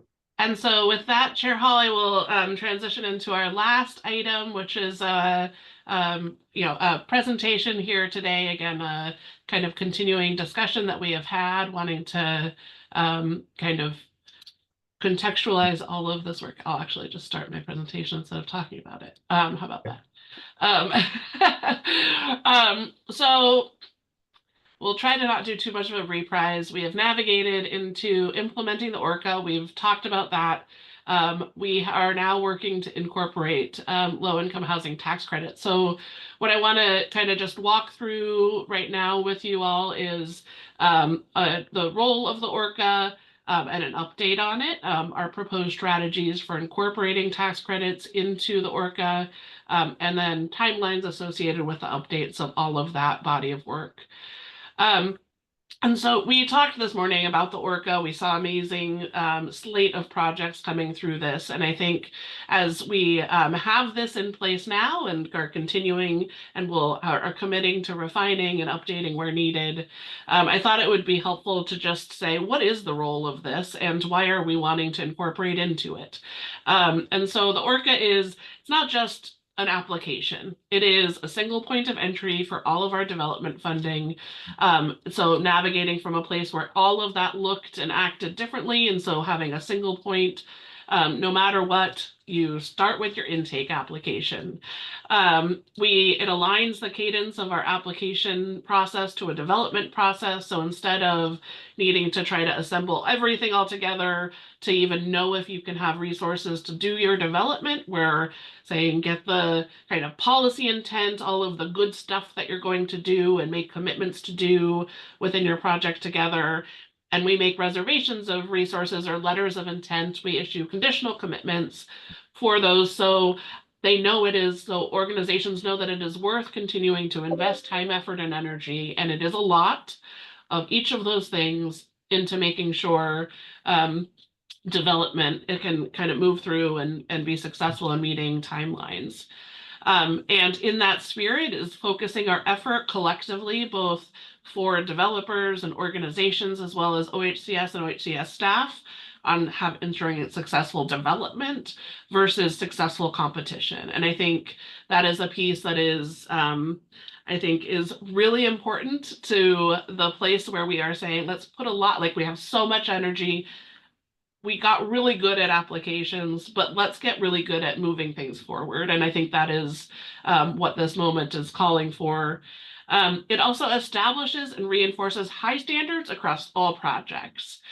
So we don't need to think like, don't need to rethink how do we want to evaluate and have standards. We have established standards among so many pieces, but including project designs. Or is it responsive to the community you're aiming to serve, or the need in community? Resident services, how are you providing supports, needed supports? And I think, where do we're just kind of having that conversation around what is required, what do we see? And that is going to be different depending on who is living in it. Do you need tenancy support services? Do you need homework clubs? Do you need none of it? Just, it'd be nice to have some community building events or those types of things. And so wanting to really be responsive to the need versus dictate what the needs are and have those feel supported and aligned. Equity and racial justice, we also talked about this morning, a whole slate of different ways to look at equity and racial justice from the tenant side, outreach to tenants, culturally responsive services, MWSB, and on and on. There's a holistic view around that. Again, responding to local need. Is there opportunity in the area?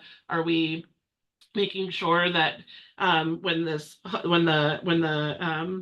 building exists, are there going to be access to schools and grocery stores and walkability? Can you walk around? And all of those aspects. And then, of course, readiness. It establishes resource set aside. So through the ORCA, we have set asides. And we are able to kind of look at that at a holistic level and build pipelines in all of those different areas. As Amy touched on earlier today, there's been a lot of work moving and going in ORCA. We have been to date in 2024, as we have launched, we have been providing what we call GAP resources. Those are our loan resources, those are grants, those are state tax credits. All of those resources, we call them GAP because they kind of fill the gaps in your development budget.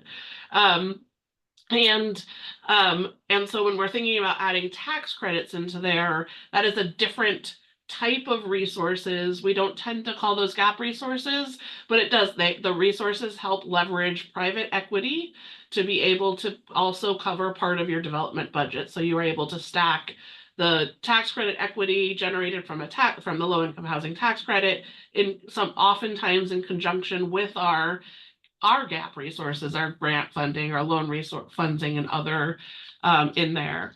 And so I think Councilmember Lee earlier was saying, what happens next with all of these? I kind of pulled some, again, point in time stats. I think these are actually, the tables are probably not reflecting the recommendations you made today. But with the approvals made today, we have approved and are moving forward with 15 projects, over 780 units. And there were a lot of those in the Western region today. And so the Western region has fully subscribed the resources that we have available right now in the Orca. And so what we have done is we have implemented our wait list. And so this is, again, I think always intended to build a pipeline. The wait list is the pipeline. So now those are projects that have submitted their applications, they've been evaluated, have been assessed to meet the standards. So as soon as we have funding available that would meet those projects' needs, we will be able to take off that wait list. And then we have predictability and confidence for those development teams. They will be able to see where they are on the list. We are committed to sharing that information. And so I think this feels a little bit different. And I think it feels, and in feeling different, that feels concerning to feel different. And again, I think I would just encourage all of us and the development community to see this as, now we know the next project list, this is the pipeline. And again, we're committed to ensuring that projects move forward. If any of the projects that we have approved at Housing Stability Council end up having a challenge or an issue that is preventing them from meeting the timeline requirements, then those resources will be pulled from that conditional award, and we will give them to the next project on the list. That project is then welcome and encouraged to come back and get back on the list to make sure when they are ready, they can do that. So I think that's the practice that we are intending to, and I think that's what we are seeing and feeling today. And I think it counts as success. I also think it is incredibly important that we are able to add these tax credits in there so that we can have a wider range of resources to be able to offer to support development. In addition to all of these projects that are already in impact assessment, we have others in intake that are waiting to enter into the queue. And so it's all around figuring out how we are going to incorporate those tax credits to let that work happen. So we are thinking about how we bring those tax credits into the Orca, and from all of those different hats that I've talked about, wanting to make sure that we are aligning wherever possible. So using the set-asides within the Orca, using the same underwriting standards, using the existing way of prioritizing preservation. We heard this morning from Chair Hall about our preservation framework, which you all are aware of and a part of, that is implemented to be able to support preservation investments through the Orca. And so it should similarly be used to have guidance for how we implement tax credits to support preservation. I did also have here a 9% program has existing use set-asides, and so that is 25% this is what we have been doing, and I think it is what we are recommending we continue to do. 25% has been dedicated to preservation investments and 10% to tribal investments, and are in our consideration of how to move that tax credit forward, intending to retain those in there. We have associated subsidy limits for the GAP resources currently in the Orca. We will intend and will establish subsidy limits for our GAP funding when they are paired with tax credits. It will be less than tax credits. I'm not going to do a lot of subsidy limits here today, except I'll just say that we have drafted some subsidy limits for feedback. We did a survey on those, so we'll be reflecting on the information that we have gotten back from developers on those subsidy limits. 9% tax credits do have a requirement for project selection, and this is based on the Section 42 IRS regulations around 9% tax credits. We need to have a place where we are selecting. And then on the 4% in private activity bonds, we have, for those of you who have been on this journey for at least a few years with us, you know that we had reached a point where tax credits became fully utilized. We navigated into that more competitive environment for it. Really excited to implement all of the private activity bonds and 4% into the Orca, and I think are bringing the housing authorities with us in that process to ensure that the places where they have reliance on using private activity bonds to be able to fund projects where they don't need state resources retains, while they can also apply for ORCA resources to support other projects. And so I've been actively working and talking with housing authorities. And so I'm just going to do a quick on what we have been talking with community about as we are looking at how we want to approach this, and then I'll regroup on how we're going to aim to finalize a funding framework later this year. So for the 4% tax credits, again, this is this place where previously they were non-competitive. There was more private activity bonds than there were requests to use it. So it wasn't ever an intentionally managed resource. And so the place where it became oversubscribed was when there were other investments across the state that were going on, also assuming and counting on. And for instance, the Metro bond investments were all intentionally leveraging tax credits.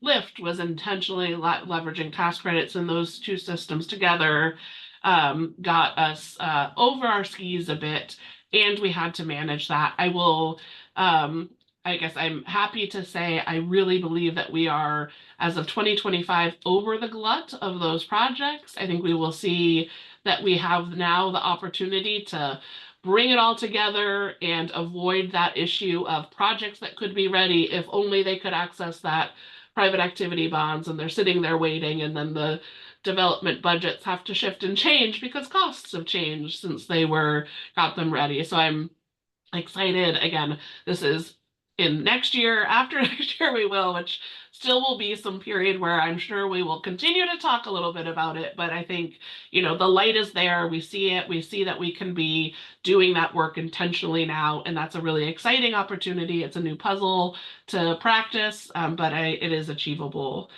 And so otherwise, again, the idea is that those are projects that would come through our intake process and then go through the traditional ORCA process, and we would just be managing those two resources together.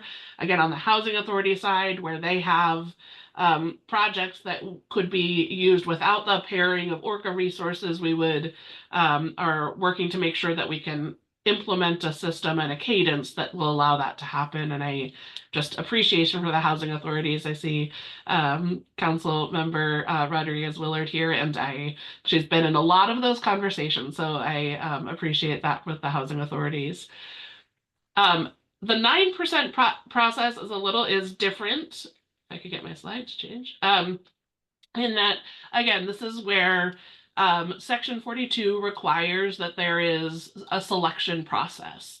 And I think what we learned really strongly through the ORCA process and all of that engagement is, that I was just talking about a minute ago, the effort should be on moving the development process forward. We already know that these are all pieces of work that are underneath the ORCA, standards and process and readiness, all of those pieces.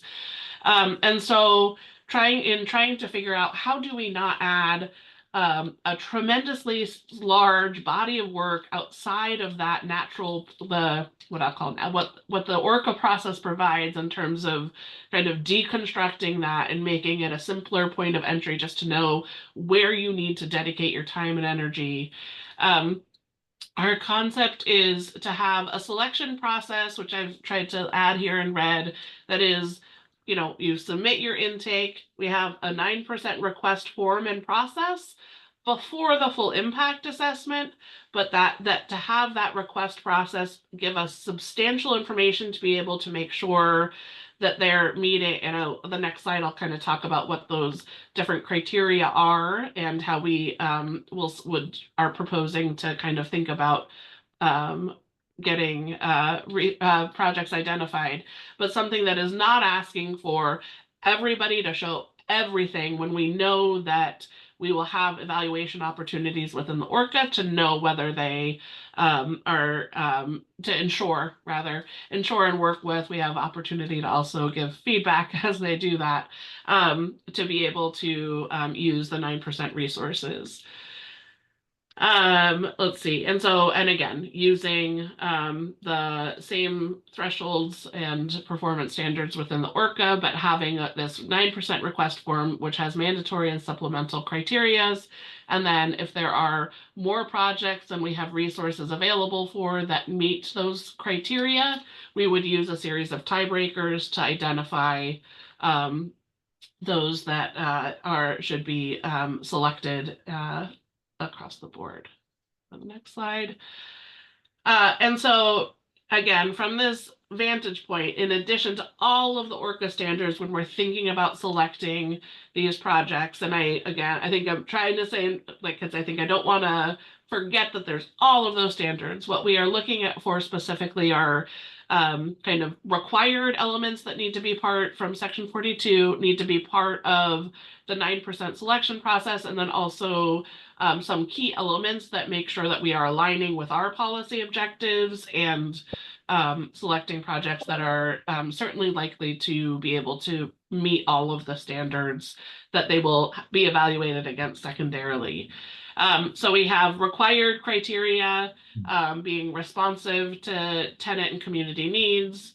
And so this is around our, project design. Is the project designed with in response to community needs, services, location, or other considerations of the project? Looking at the Oregon Housing Needs Analysis and making sure that there are actual connections to the identified needs from that body of work. And then an economic workforce impact, I think understanding and seeing the litany of ways that housing is also has key impact on community workforce and income diversity. And so wanting to make sure that there are features or approaches or strategies to make sure that there are some considerations for where are the opportunities to leverage underneath that umbrella.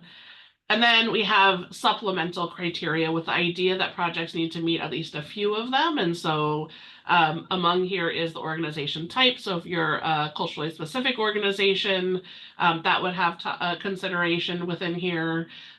We have responsive to tenant needs, and that's where we're looking at, are you setting aside units to serve lower income populations? Are you co-located with an early learning center?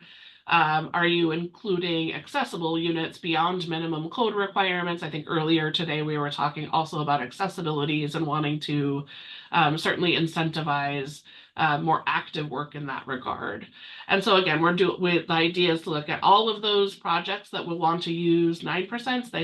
They submit that form, and projects that are meeting these criteria, these standards, will then, if there's sufficient 9% tax credits to fund all of them, they would be funded. That would be the selection. And if not, we would go down a list of tiebreakers. And to identify the top needs or top projects to move forward into the ORCA to be designed and implemented using the 9% tax credits. And so the ones that we have identified is efficient unit production. What are the projects that get the most units? I think in alignment with the governor's executive order on production, we know that units are needed. And so where's the place where, when we are leveraging tax credit and tax credit equity, want to say, where are we able to make sure that we're getting the most resources or units from the resources that we have available? Second one would be community need. Which project is meeting the highest community need? AMI, serving lowest incomes, and distribution of resources is talking really about, have you gotten these investments? Has your community gotten these investments recently? With the idea of wanting to make sure that there's some ability for all communities to access at some point. And again, I think that's looking at it certainly oriented from a production standpoint, wanting to, when we know that every project will meet the standards, do we want to select the project that will yield the largest impact from a household perspective? So those are all, that's a lot. There's a lot of information. We have a great website, and if you don't have it already, I can certainly follow up with Housing Stability Council to share active links. I think in terms of, I guess I don't think I mentioned when I was talking about the wait list and the policies around that, we have actively shared our policy with the development community. We have an active tracking of resource allocation. We have a funding dashboard on our website. We have published the list of all of the projects in the different stages. And we'll be updating all of that with today's approvals in the next, I presume in the next couple of weeks. That will also reflect now the wait list that is implemented in that reflection. We have also kicked off our engagement around incorporating tax credits, lining them into the ORCA. We had a webinar last week, maybe as soon as last week. We were at Housing Oregon, who had an industry conference. It feels like it was longer than a week, but I think time flies. So anyway, so we have spent some time already. Next week, we have a 9% discussion scheduled on the 8th and a 4% discussion scheduled on the 4th. We have published, I keep wanting to call them one-pagers, but they're 5-pagers on each of the frameworks for each of those 2 resources to be able to get really deep feedback from folks.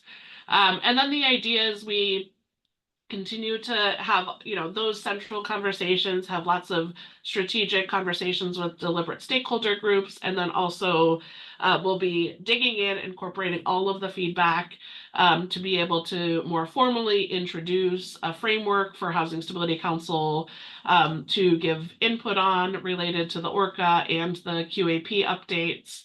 The QAP itself, it's the qualified allocation plan, but the QAP itself has, we will do the formal public commenting process.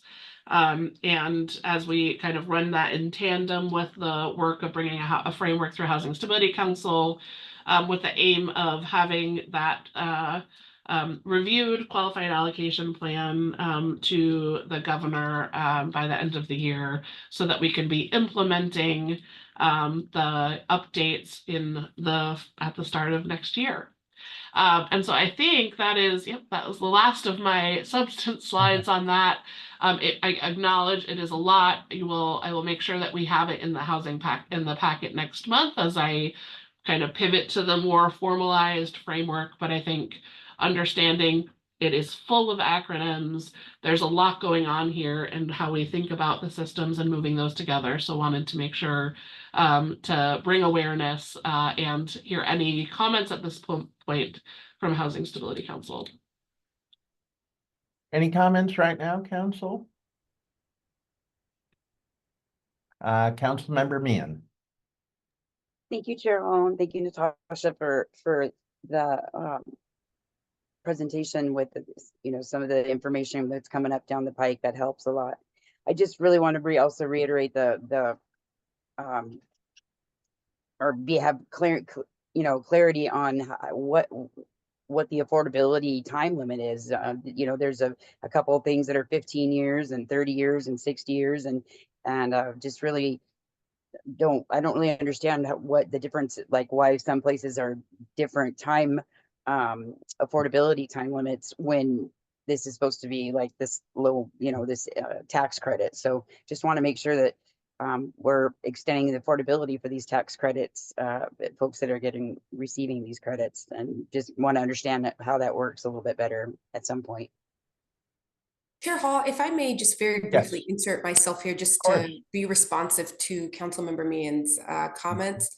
I would maybe submit that this actually might provide a naturally occurring opportunity to have a follow-up offline to talk about affordability and why it varies and what prompts that variance, particularly since we're talking about something that is, of course, it's really exciting to us and deeply technical, and also want to make sure we're bringing information at providing the appropriate level of awareness for council members. So Councilmember Meehan, if you'll have us, what I'm happy to do is have a follow-up around affordability and for that to take place prior to QAP framework voting, so that you are more resourced, if that sounds sufficient. That's awesome. Great. Thank you so much. Yep, you Director bet. Bell. Okay. Any Councilmember Lee? Thank you, Chair Hall. This might be a quickly, easily answered question. Natasha, we were talking about the Western allocation having been fully subscribed. We're now into a wait list. I can't remember if or when we assess if resources that were allocated for a geographic area or for rural or culturally specific don't get fully subscribed and utilized, what the process is then to allow places that have been oversubscribed to access that resource. So if you could just remind me of that, and I apologize if I've forgotten what you've told us. Just curious. Absolutely. Yeah, it is. There's, yeah. Can't believe you haven't. No. Yes, there's, that is a great question. And I think our, what the framework that we adopted for the ORCA has implemented their 25% set aside for nonprofit and rural nonprofit and culturally specific organizations. That set aside is held for the 2 years. So that will be in place this year and next year. And so that will retain. We then have the series of the balance of resources that have been put out over our geographic set asides. Those were intentionally held through 2024 with the understanding we have some additional resources to add to be paired with tax credits in 2025. So I think as we finalize the framework, we will also be including related to the ORCA updates that ensure that we can recast over 2025 to make sure that we can be supporting a broad swath of projects. I also think we, are again in our commitment to learning and understanding that we're, going to learn things. I think we put on a very intentional hat around wanting to look at resources holistically across all of it and the different investments. I do think we are seeing that the pace of some types of projects are going to move slower than others and less around the types of organizations, more around the type of work they are doing. And we might want to be thinking about that. And I think we want to be coming back to you with some recommendations for how we think about how we'll think about addressing that. And I think it is a question that we are working on. It is, in that space also where we see where, again, this is different, a wait list, what does that mean? I think we are getting actively a lot of conversations, a lot of questions around it, and a lot of great strategies for coming up with ways to get the projects resources to projects now. And I think part of, we have added so much rigor around readiness beyond from where we were. And it is different than, and we are looking at this though as a development process. So our readiness hat is really around making sure you move forward within the next year or within the next, and so we have timelines for each phase of our application process so that we can hold crisp to that, which is different than saying that we have a process where somebody who has a project that is ready to close tomorrow gets to jump over projects that have applied and done their work. And I think that those are, it is an interesting dynamic right now in this moment where, again, we have resources, significant resources, we have significant applications to be able to get them.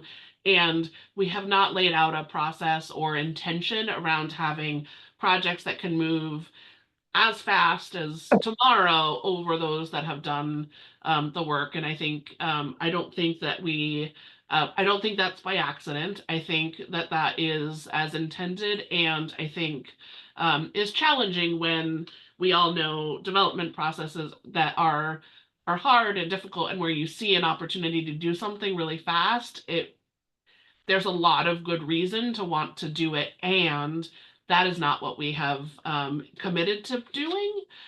And I think those are conversations that we keep having. And I think across all of it, and I did talk a little bit about this with folks at Housing Oregon last week. We are in all of this process where we are wanting our effort and energy towards successful development versus competition. The impact for communities and developers doing this work is we are asking those organizations, those communities to prioritize their projects and bring us the ones that really need funding now or are really the most important for community need, the most ready, the most viable.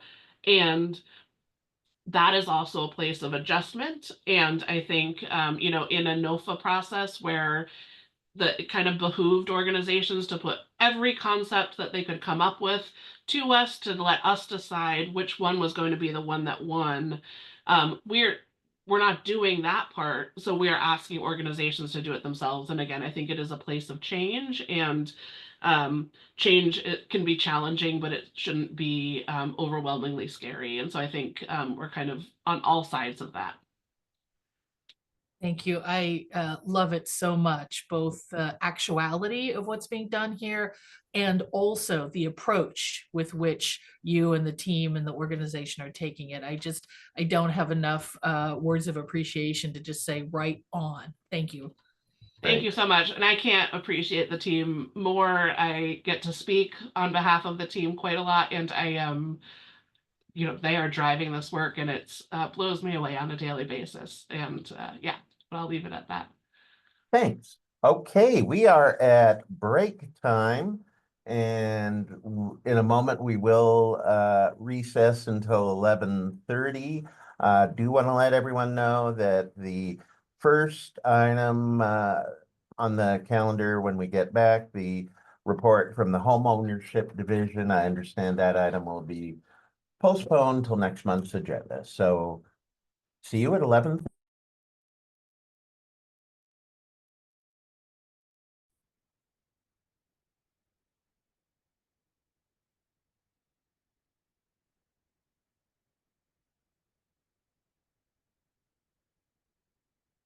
Okay, do we have the research division ready to go?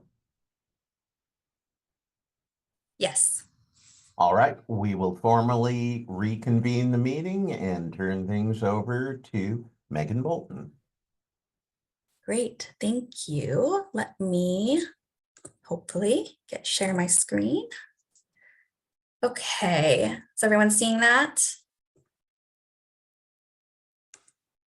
Yes, thumbs up. Okay, see the presentation. Okay, wonderful.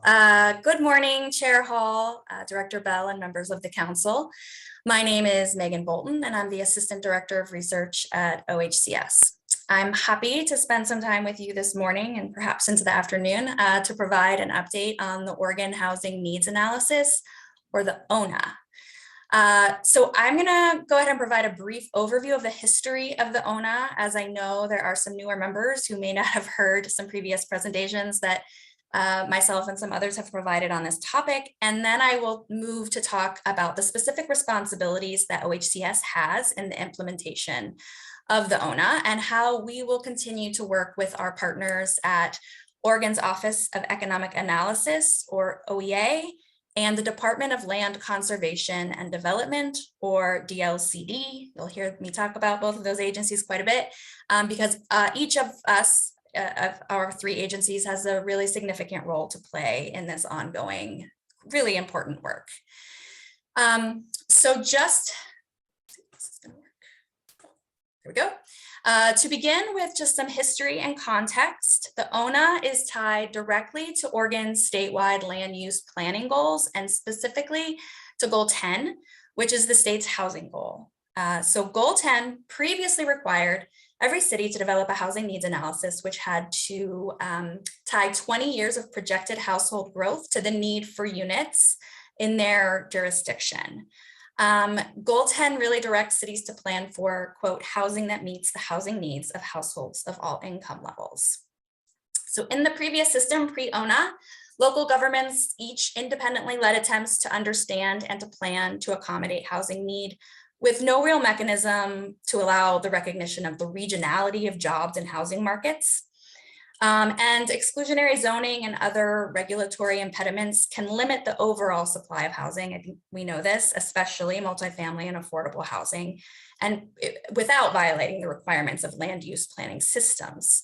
So this previous sort of methodology for housing needs analyses really allowed affluent and perhaps exclusionary communities to continue to plan for the same type of growth and development based on their past trends. So the overall result of that was that to varying degrees, Oregon has failed to produce the housing units needed to accommodate regional growth, especially for the state's lowest income residents, for our BIPOC communities, for people with disabilities, in the locations where they're most needed and where people want to live. So the number of tonal units, as well as the diversity of price points, unit types, and publicly supported affordable units really varies from city to city, resulting in inequities in access to housing and jobs, especially for our lowest income residents. So in order to start to disrupt these patterns and make some needed changes, the legislature passed House Bill 2003 in 2019, which led to a lot of reforms in this process, including a requirement for local adoption of housing production strategies that DLCD is managing. And it directed OHCS to determine whether we could if it would be possible to create a new methodology which focused on quantifying regional need and allocating that regional need down to the local level so that we could start to stop some of these previous patterns of planning. So OHCS completed that pilot methodology back in 2020. And that methodology started to do a few things that really help pursue these goals. It incorporates some choices in the methodology that ensure the needs of lowest income Oregonians are thoroughly accounted for. For instance, we look at incorporating need for housing for the homeless, and we move beyond just projections into the future to think about our current undersupply, how we have currently not met the needs of folks.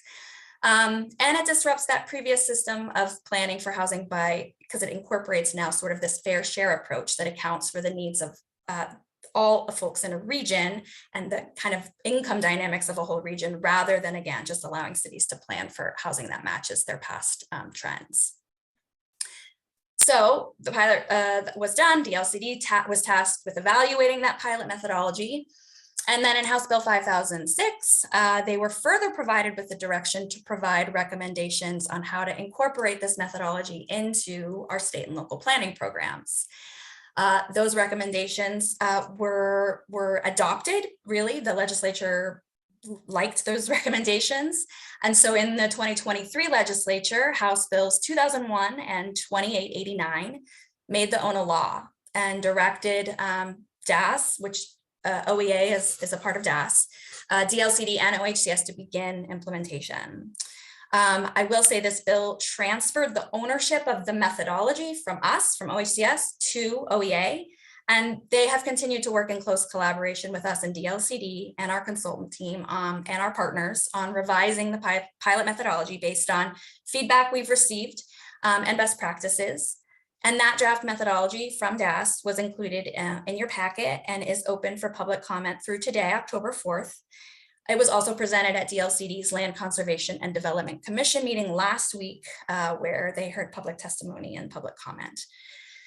And DAS, we will take those comments and feedback and give it to DAS, who will or will not, it's up to them, incorporate those into their final methodology, which will be run in December and posted. Well, it says January 1st, but that's a holiday, so they'll probably post it December 31st. So I'm not going to go into great detail on the draft methodology, but I want to give a brief overview so that folks just understand sort of how this works and what it's taking into account. So the first step in the ONA methodology is really to determine regions so that the analysis can be completed and the need can be determined. The regions are based on census data, public use microdata areas, or PUMA regions, and this is so that we can use the most recent up-to-date reliable data from census on all kinds of factors. And so those regions can be seen here. Then the methodology estimates the total number of needed housing units over a 20-year period for all of Oregon, divided into those regions, divided into some components of need and into income levels.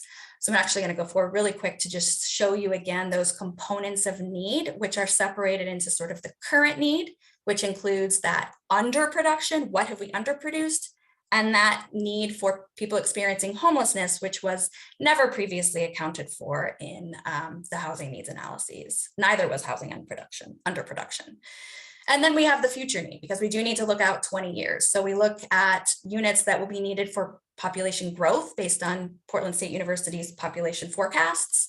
We do take into account housing units that we can predict will be lost to second and vacation homes. And we will be looking at the need for housing units based on demographic change that we can see in those projections as well. So those are those components of need. And then we break those components of need down into need by income level, another really important piece of this, so that you can see, and each component is done a little differently. So for instance, underproduction, when we distribute that by income, we're actually looking at what are rates of rent burden in cities, because we know that underproduction greatly impacts, in particular, lower income households and really can lead to rent burden. And then something like some of the future need is kind of, it's broken down by a region's existing kind of income distribution. After doing it by income, then, sorry, we determine how much needed housing should be allocated to areas inside or outside of the urban growth boundaries. And then we allocate the regional need to each city within a region. And the allocations to cities try to balance where people currently live, where we expect people to live in the future, and where jobs are located. And then finally, those localized city need numbers really form the basis for housing production targets that are set for cities with populations over 10,000 people. And these targets are in line with Governor Kotek's housing production targets she set forth in Executive Order 2304, which established an annual statewide housing production goal. As with that executive order, the ONA prioritizes and front loads the current need target over 10 years and spreads the future need target over the 20-year planning horizon, which effectively means that more affordable housing production targets are actually prioritized sooner, because we know that current need is the need now. So we want to focus on that first, right? I do want to quickly note, and this is gone into in more detail in the draft methodology, that it is slightly different for the Portland Metro region. House Bill 2889 actually requires the Metro regional government to plan for growth for all the jurisdictions within its UGB. So they calculate the need for the region, while DAS, then OEA, takes that and is responsible for allocating that need to the individual cities and to urban unincorporated lands within the Metro UGB. And the allocation of need is also slightly different, just because the Metro area does have some better data availability, and because the Metro region functions as a single housing market with many different jurisdictions.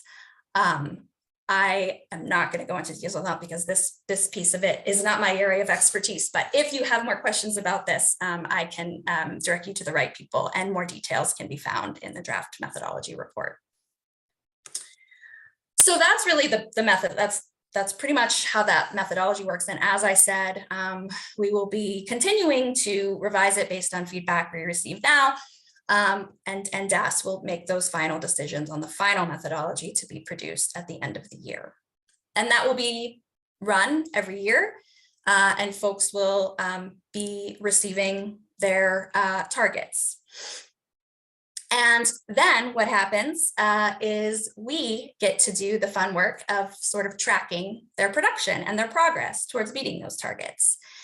So OHCS in this ONA system is responsible for a housing production dashboard that, as I said, will track progress towards meeting those targets.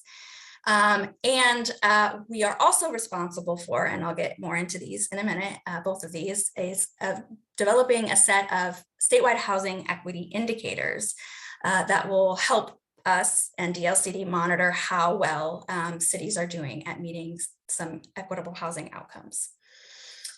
These dashboards will both need to be updated on an annual basis. And then DLCD, they have been deep deep this year in the rules writing process. They're the ones who have to really make this all come together and work with cities. They are going to be there. They've been working with cities on how to create their housing production strategies, which is really how cities will say, this is how we're going to do it. We have this target and we're laying out all these ways in which we're going to meet these targets, remove barriers to development, engage with community members about where housing should go, ensure we are affirmatively furthering fair housing. So there's a number of things that cities will do in their housing production strategies that should help them carry out these goals. And DLCD is also responsible for, they have created a housing acceleration program that if it turns out that there are some cities who are not doing well in meeting their goals, and I will say really quickly, a lot of these goals are quite large, and there isn't a huge expectation that that lots of cities are going to meet all of these goals, right? We know there's limited funding, especially for affordable housing, although we've seen historic investments. So DLCD will just be looking at how close cities are getting, how well they're doing and at least making progress, right, towards those targets, and especially in comparison to peer cities and to other cities within their region. And if there are some cities who are falling behind more than others, then they might be referred into this housing acceleration program, which is really to support those cities. It helps them identify barriers, helps them find out what ways in which the state can help remove barriers and increase production. So those are the roles of the agencies. And just, this is just another way of looking at some of those responsibilities and some of our deadlines. Like I said, we have to produce these first dashboards by January 1st, update them annually. And they will be used for that acceleration program. They'll also just be used for cities to have really good information as they're developing their housing production strategies. And so that's certainly our hope. We're really aiming to provide a lot of really quality information and data that cities have really actually wanted for quite some time that can really help them make good decisions as they're making their plans. So here's what's in statute for the housing production dashboard, just moving more into the details on OHCS's responsibilities. We, for cities with population of 10,000 or greater, again, have to show that progress toward production by affordability and total housing targets, and provide a comparative analysis of that progress in comparison to the other cities in their region and other local governments with similar market types. And we will be kind of using data from our own inventory of affordable housing in Oregon to track primarily the affordable production. And we will also be using this as information submitted to the department under, that's not very informative, but it's basically what that is a survey that DLCD gives to cities that tracks permitted and produced housing units. This has actually been a requirement for a number of years now for cities to complete this survey. What I will say is we are in conversations with DLCD and Portland State University on combining some survey efforts. PSU also does a permitted and produced survey, and we would like to combine those efforts so that cities are only doing one survey on permitted and produced housing units. So that's kind of an exciting development, I think, based on some feedback from cities. This is a very, very rough draft from an early report on what this housing production dashboard might look like. We are still in the development of the actual dashboard because we are still kind of getting final targets and some final data on production. But basically, you'll be able to see, how folks are doing in meeting. It'll show the overall target, how folks are doing on production for both overall and affordable housing. Fairly straightforward, although there are some fun nuances we've been running into as we've been working on it. And then we get to the other component, which is the housing equity dashboard. This also is something that we will produce annually for cities with population of 10,000 or more. And it has, you'll see here, about 8 different indicators. And what I will tell you is we have done a lot of engagement and outreach and thinking and data collection around all of these. And there are a few that we will not be able to do by January 1st of 2025 because of a lack of existing data sets. And so one of our other key pieces of this work is to be documenting what data we need to be able to do this well, or do it at all, and certainly to do it well. So we will be showing housing outcomes, such as cost burden and availability of housing to rent and own by various demographics. First one, we will have lots and lots of data available on that to show. We will have risk of gentrification and displacement. That is a tool that we have been working on with Dr. Lisa Bates at Portland State University, created an anti-displacement toolkit actually for DLCD for the housing production strategies. And we have really taken that and been able to create a really, I think, wonderful mapping tool, thanks to my team member, Stephen Cornwall, which can show lots of really interesting data on that for folks based on that research and that study. We will be showing some data on segregation, housing segregation by race and income. We'll show that in a couple of different ways, actually, sort of a way to compare cities to each other, and also a mapping tool. And we will be able to show number 7, tenants who spend more than 50% of their income on gross rent for housing, which is the simplest one here, severe burden by cities. The ones that we cannot do quite yet are housing types produced and overall land efficiency of existing and new housing. We would need to, in order to get to particularly existing housing, some better data from the assessor's offices across the state on land efficiency. So it's something we'll be kind of continuing to explore. New units built to standards as defined by DCBS by rule relating to accessibility and visitability. So this is something we will be, it has not been in previous surveys to cities of units produced, has not included a question on accessibility. We will be adding it to our future surveys.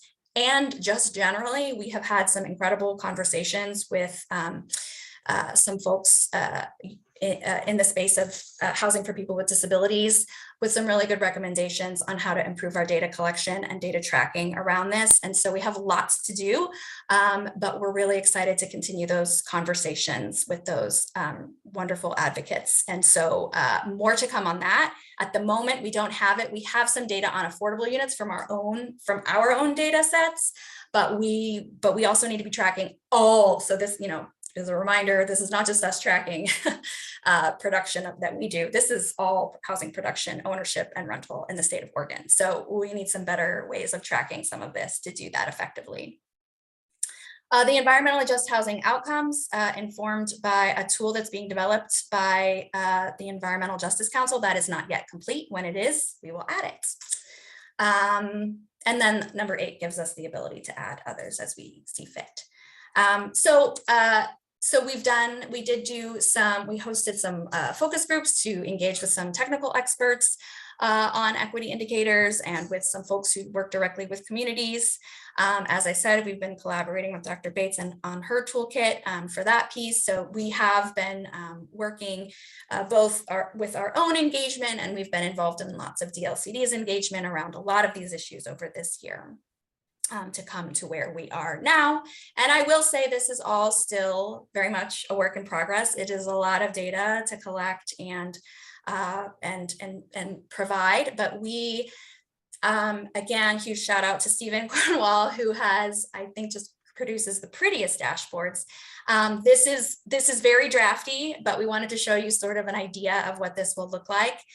So we will have sort of a way for folks to look at those housing outcomes, which is actually, the housing outcomes is actually going to be a number of variables that allow people to see demographic data in their cities, income data, and housing data in their city.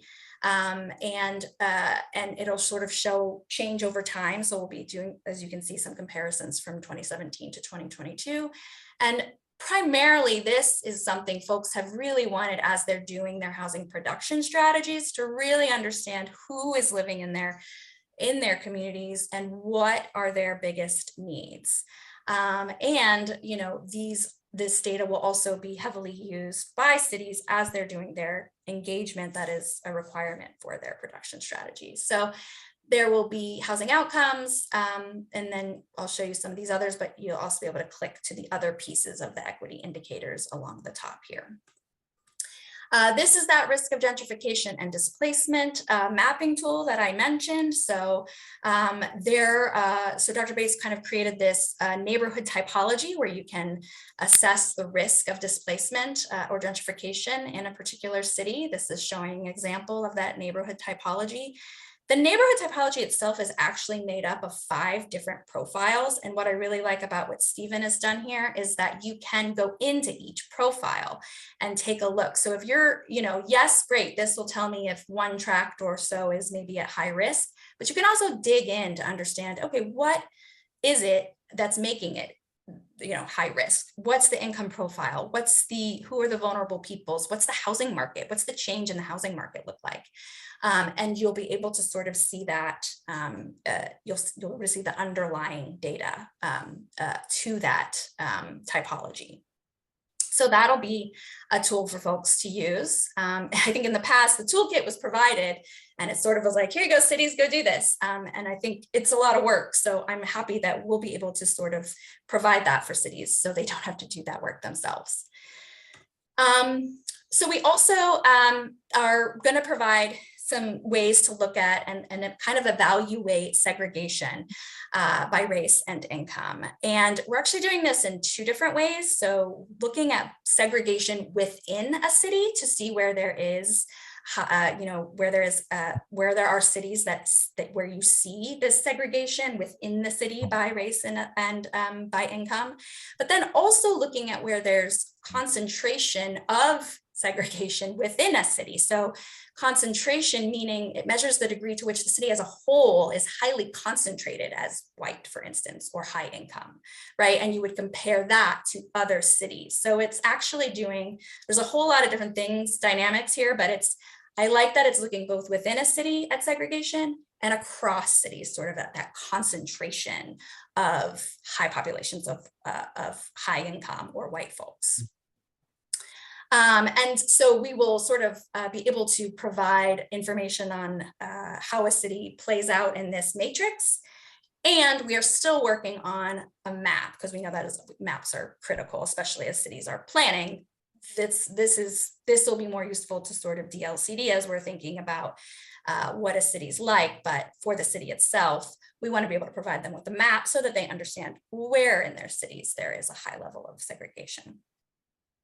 And then finally, the severe burden is fairly straightforward. We'll be able to show cities that are have high levels of regular cost burden, where you're paying more than 30% of your income on rent, and severely cost burden, where you're paying more than 50% of income on rent.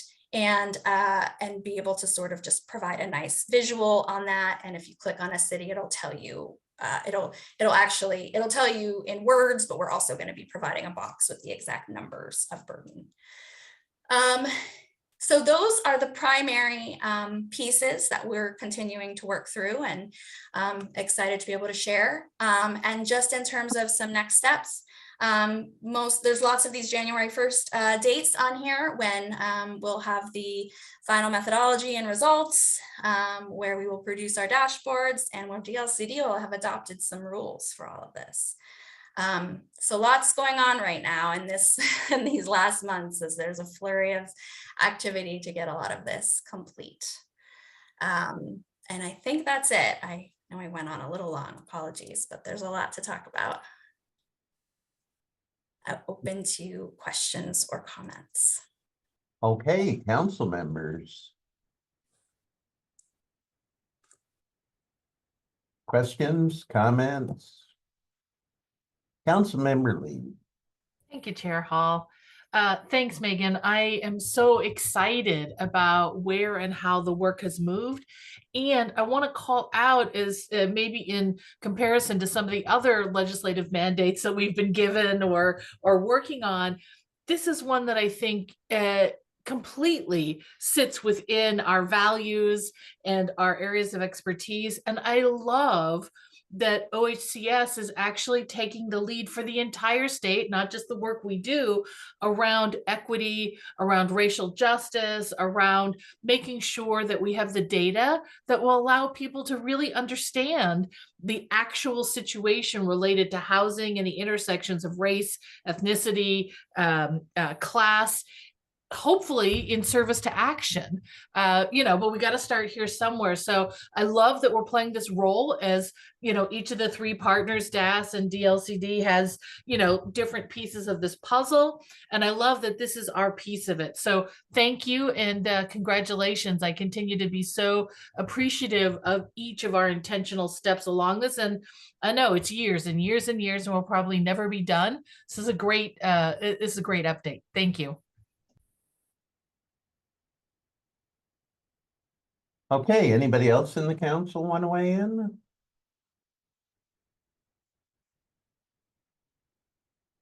Well then, excellent presentation.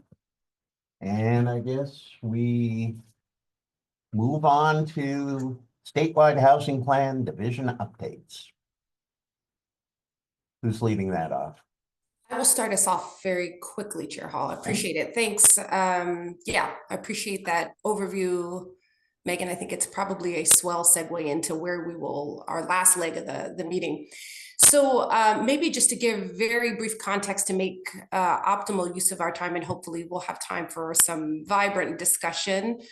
Thank you, Eric is on deck with the slides, so appreciate you for that.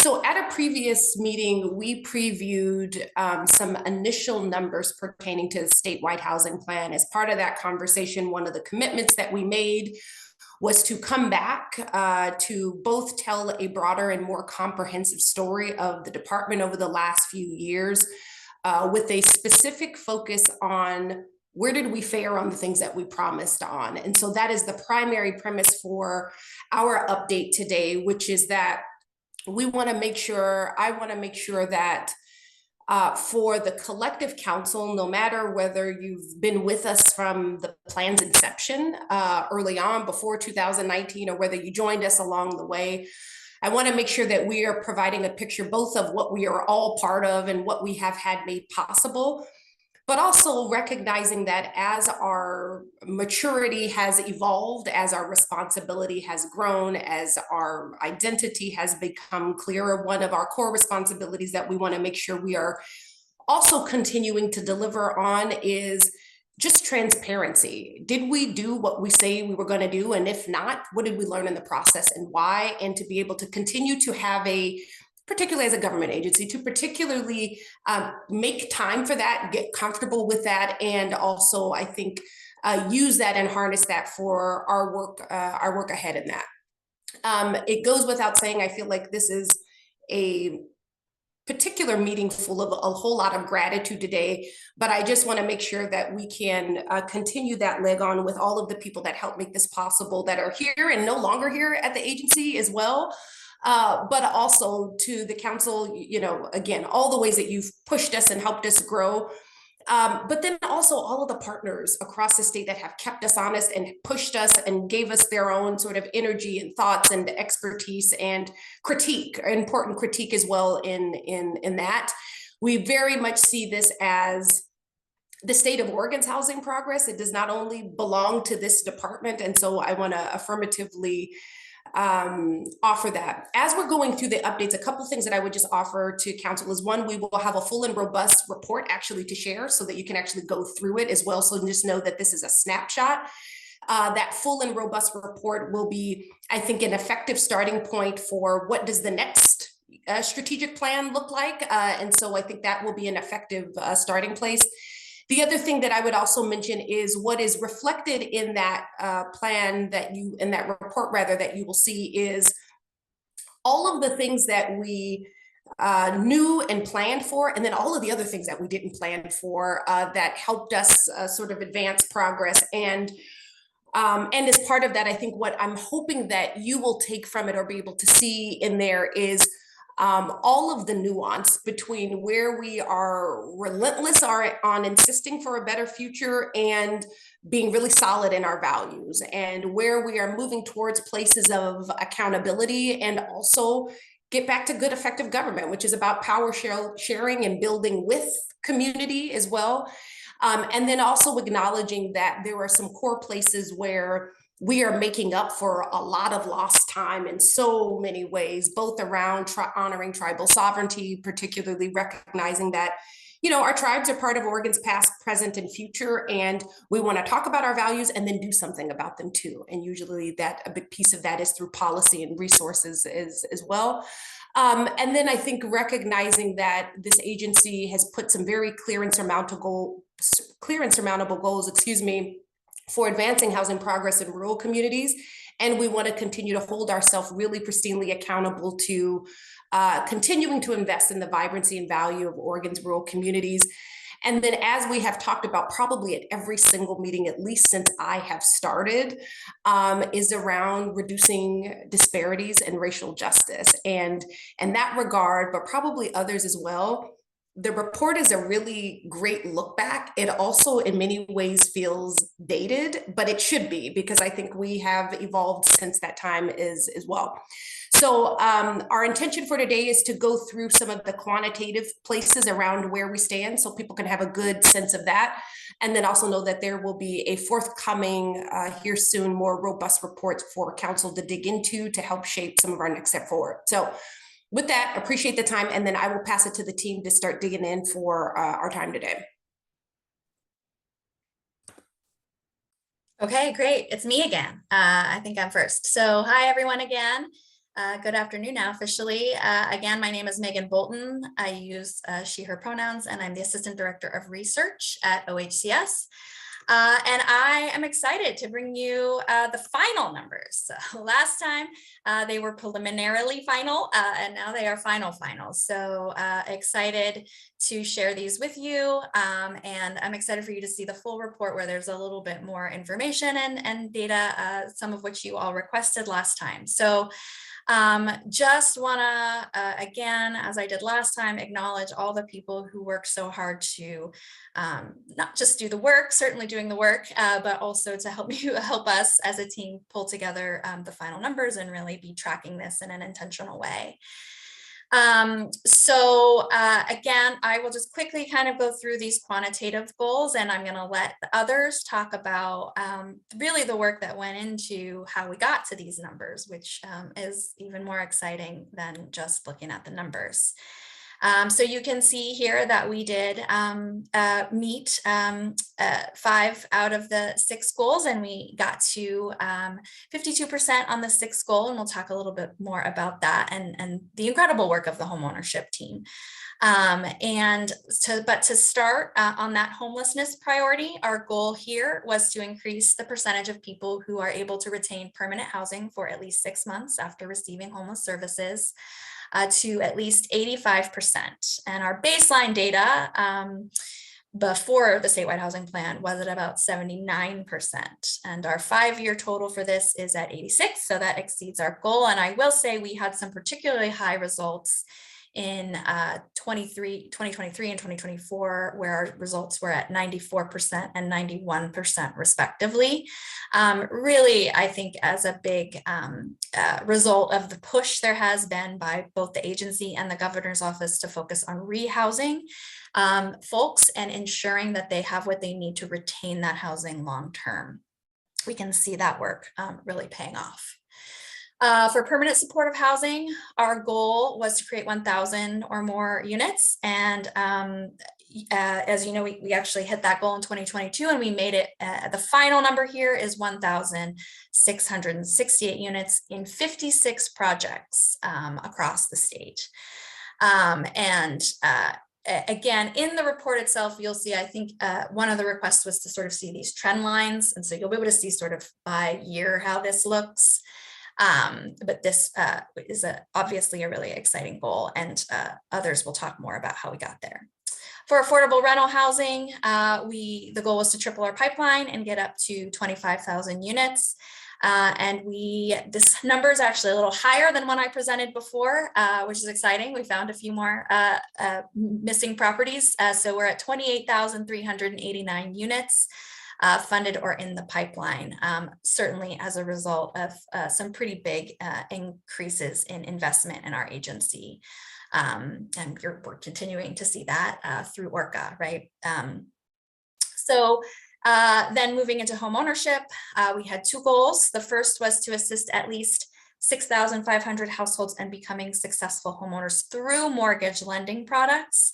And we didn't quite meet that through the mortgage lending products. But we did assist 3,368 households through the Oregon Bond Residential Loan Program, our new Flex Lending Program, which just launched last year, and through down payment assistance.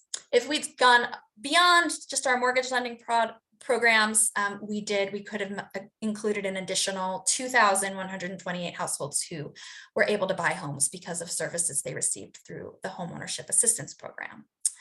But the second homeownership goal was to double the number of BIPOC homeowners served with our programs, and we did hit this, going from 571 in the 5-year period before the plan launched to 1,843 during the plan time period. And I think more importantly, and again, you'll see this in the report, the proportion of people of color becoming new homeowners increased from 27% of all new homeowners before the plan to 42% of all new homeowners in the 5-year period of the plan. Which again, as we know, numbers are great and we want to see more people, but how is it as it compares to sort of as proportionally, are we serving more homeowners of color? And we are. And then rural housing, the goal for rural housing was to increase the development of affordable units by 75% in rural communities, which would represent an increase of 2,543 units.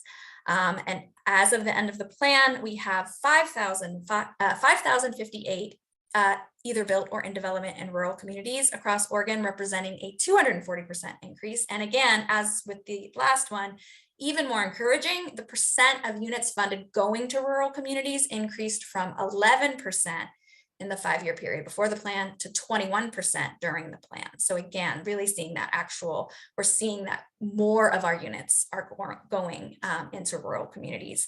And again, folks will talk about it soon. That's a result of really intentional efforts to do so.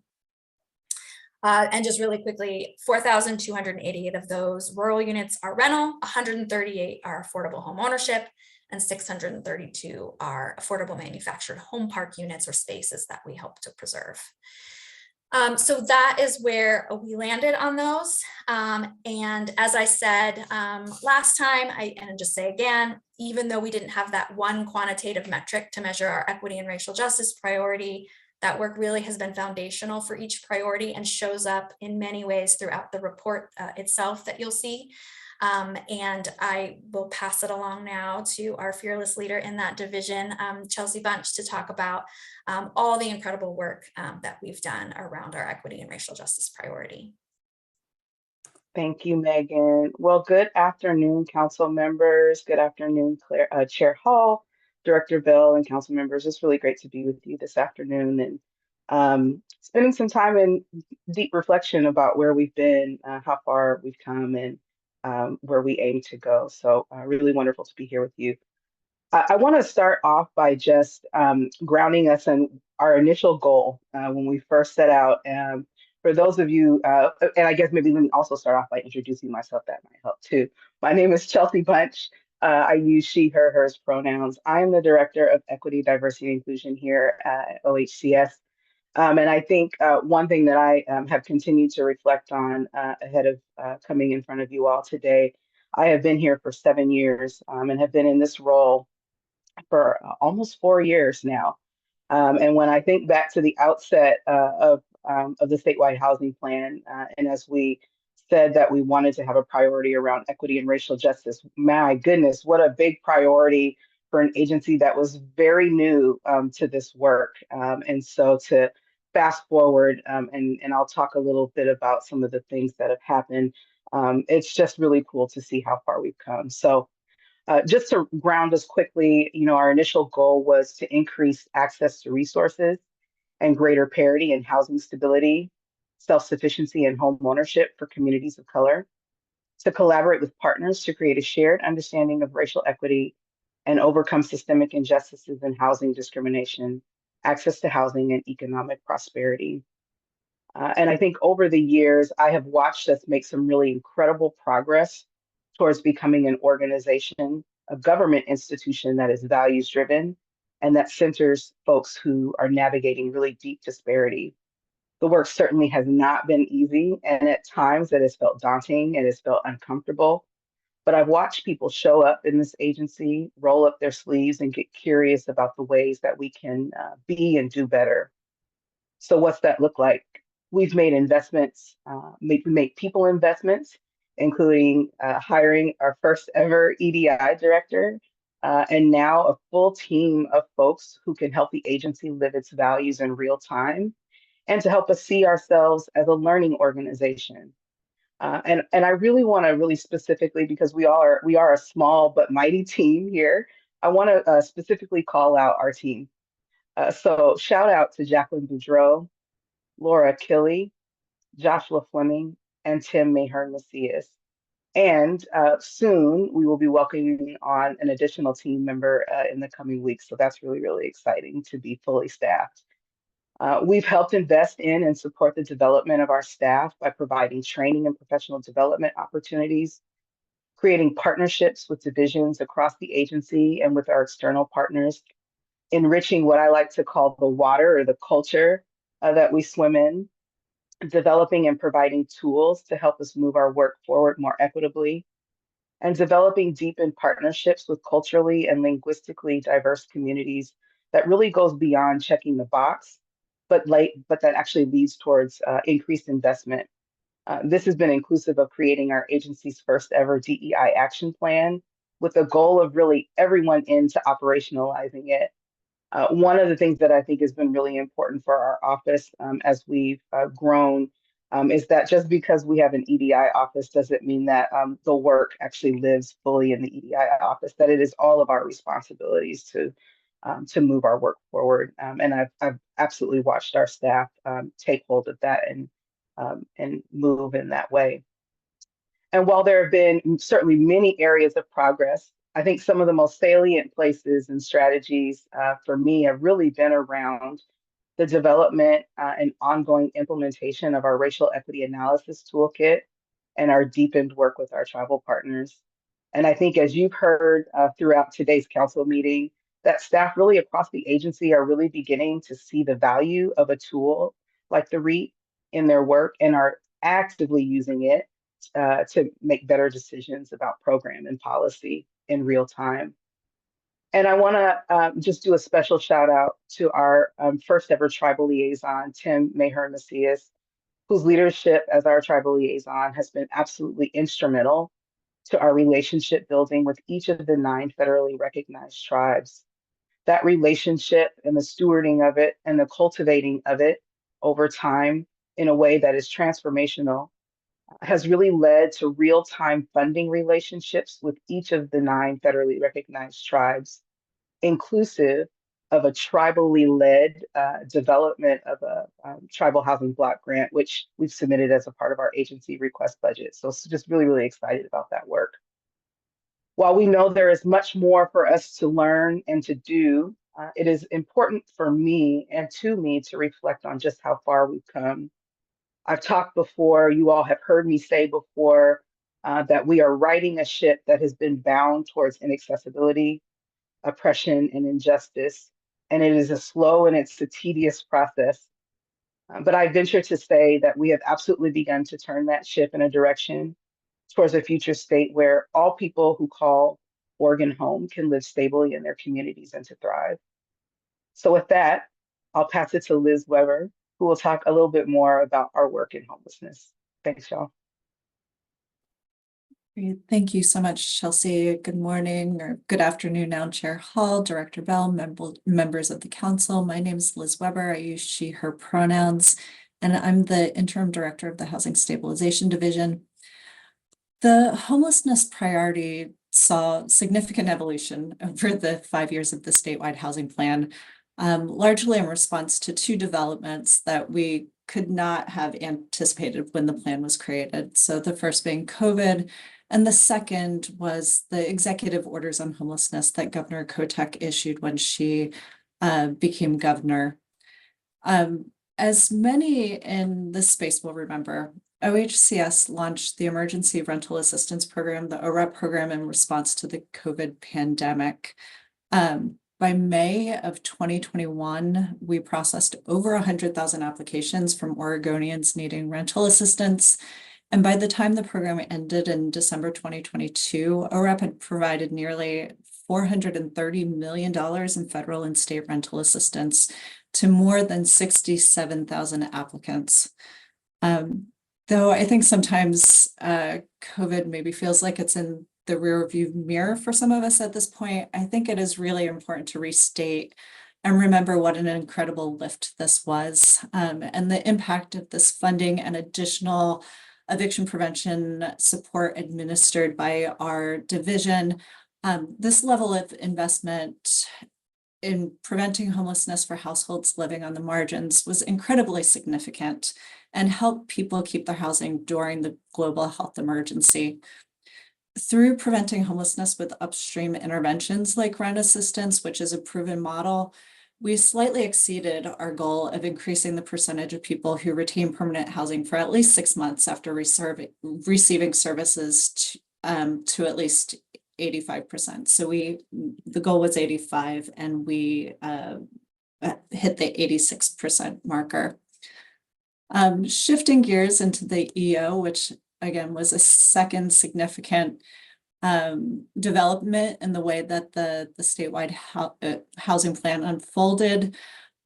With Governor Kotek taking office and issuing her executive orders on homelessness, it really elevated the priority of homelessness response and challenged OHCS to meet the needs of our unhoused and unstably housed neighbors in new ways. This emergency response created new partnerships through creating 10 new multi-agency coordination or MAC groups, 14 new local planning groups or LPGs, largely in the balance of state. And these groups brought together community-based organizations, continuums of care, and emergency management to respond to the issue of homelessness in a new, aligned, and coordinated way.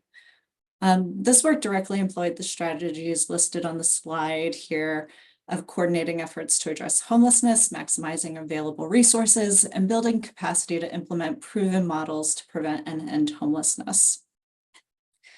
This work went forward at a scale and with a level of visibility that would likely not have been predicted at the beginning of the statewide housing plan.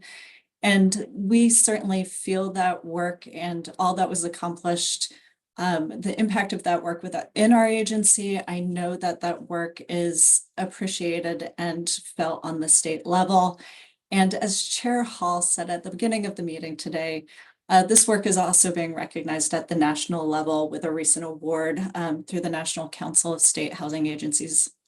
So I want to do a special shout out and call out to the members of the Special Initiatives team who really move this work forward in an unprecedented and responsive way. And so with that sort of ending with that high note, I will hand things over to Natasha. Great. Thank you so much, Liz, and nice to see you all again. This is Natasha from Affordable Rental Housing Division. I have the privilege of talking through a few of our statewide housing plan priorities, and I think the first one queued up here has been, I think, across all of these, such tremendous growth, but I think in the amount of things that have changed in the world of our ability to understand and support permanent supportive housing is tremendous. I think when I think back to the last 5 years and where we were before we were did not have the resources that we have. We have put together a very intentional program around permanent supportive housing. We have launched, we just had our 5th graduation cohort from our Oregon Supportive Housing Institute, a time when we did not even have a permanent supportive housing program team or staff or program staff, period. And so I think I reflected, I had the privilege of speaking briefly at that graduation, and I think I think, let's see, I have my stats from that was there 43 teams have completed the Institute, those teams themselves have opened 339 PSH units with 362 more on the way. And overall, we have, as you see, funded at, for these stats, the nearly 1,700 units of permanent supportive housing. And that technical assistance and cohort is bringing together those who are building the project, but also those that are owning it, operating it, doing the project management, providing the services. And we have evolved that work as well. We have intentionally added participants of those with lived experience to participate in that training and learning opportunity. We have invested into equity and racial justice. And I think even our partner in that, the Corporation for Supportive Housing, has leaned into our desire to drive our work with an equity and racial justice lens. And that, they talk about the ways that has changed their way of working. And I think, so all of that has been part of really driving all of these intentional strategies. I talked about 5 years ago, we didn't even have a program staff. We got amazing program staff and leadership. I just publicly acknowledge and appreciate Amy Cole, who stepped in as my partner at that time and really drove that with such intention. Dana Schultz, that stepped in to really own and build out the program, and set up all of our structures. And now we have also created an initiative role. And so Dana has moved into our initiative role, where we are having really intentionally policy and program and strategy and ownership of big bodies of ongoing work. And so I think both need to acknowledge the privilege of having those investments really support and align with the work, but also so blown away by the impact of this. And I think, and also in aligning all of that into our funding processes and relationship building, but I think have navigated to tremendous success from a real place of partnership, understanding the complexities. We are, the job has not been done. We are continuing to need to grow and evolve and change. We identify and understood the unique and, all projects right now, we know this has come up, insurance and challenges, all of those, and it's uniquely harder in our permanent supportive housing efforts. And we have successfully gotten legislative investment to support a PSH risk mitigation fund. And so really just trying to ensure that as we are building out all of these structures, we're continuing to make sure that they have what is needed to be long-term successful and persistent in existing. So tremendously thankful, but also definitely worth celebrating. And I think we can go to the next slide, which is certainly the kind of a very tremendous one in our affordable rental housing effort, where we have also to think back to 5 years ago on this. I am fairly certain, and maybe the team will have told me if I'm right, but we did not have an electronic application system when we started the statewide housing plan period. So we were working to implement it, but these were paper applications in binders submitted in triplicate. And so an application submission was boxes and boxes and binders and talk about challenging just, start. And so the electronic application is give us it electronically instead. And I think thinking about where we have gotten to there, and sure, there's more to grow, change, evolve, and also what a tremendous impact our data and systems have. I think, they don't get a lot of visibility in spaces like this, but I think, again, we were standing up a system, did not have team resources assigned. We now have evolved to a place of having a ProLink systems team. And so I will highlight Kimber and all of the team that drives and supports that work.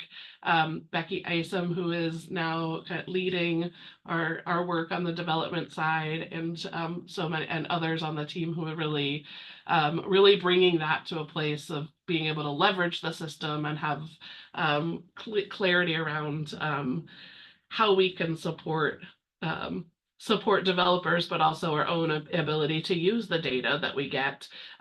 Huge partner from both our IS team and also Megan and research and all of the data around all of the things. I guess I want to just shout out to that side, because I think, again, the amount of our work that benefits from good information can't be undersold. And then I think, make the resources available in a consistent, predictable format. Orca was not even a thought in our minds at the time, I think, as we were thinking about what were the strategies underneath us, but I think we have taken this as a foundation piece, and then it set us up into a space where we can be seeing what these opportunities are. As we've referenced a couple times already today, our preservation framework has just received a national award. And we did not have a preservation position before then. This was a multitask job of often me and sometimes a couple others, and identified this was a full body of work that needed real intentional ownership. I think I want to appreciate Noah and Rob Prash from outside of OHCS who have been leading and driving this work. And I think I will, credit Rob for really having such a great elevation and foundation for this body of work. And then again, investment to be able to hire a position for this. And so Michael Parkers who kicked this all into strong action, and now again has moved into a place of having an initiative team that Michael is leading, and have additional folks step into these roles. And so again, so much is reflected within this, and absolutely a lot can happen in 5 years. And then I think we can go to the next one. Rural housing. And I think rural housing benefits and is part of all of the rest of the work that we have regarding supportive housing and training and education and ORCA processes. And also partnership with Chelsea and Tim with tribes to be able to make sure that we are really having active and engaged conversation, our capacity building initiative and Kimye, and so many places and ways where we are really have done a lot of tremendous work, have resources aligned to be able to have rural projects pencil better. We have more nuance to the way we do that work. There was a time when we were launching our LIFT program when there was real concern that we would ever be able to get tax credit and equity investment at a scale in a way to have the impact needed to be able to support rural projects. And that happened times 10. And I think, again, huge credit to so many different parts, and also across all of the teams and the systems that have oriented themselves to be successful and have great impact. And so I think I continue for days, but I will, I think, leave it there. And I have the honor of turning it over to Keeble to talk about homeownership. Thank you, Director Detwiler Davie. Good afternoon, Madam Chair and Council member. And Director Bell, my name is Keeble Giscombe. My pronouns are he, him, and his, and I'm the Director for Homeownership Division here at OHCS. The statewide housing plan recognized the affordable home ownership is key to improving housing access and economical well-being. With support from our partners, I'm proud that our homeownership division has created a range of resources to increase affordable housing and help families achieve homeownership and build wealth through quality housing that aligns with their needs. With guidance from the state housing plan, we set it out on 2 goals many years ago.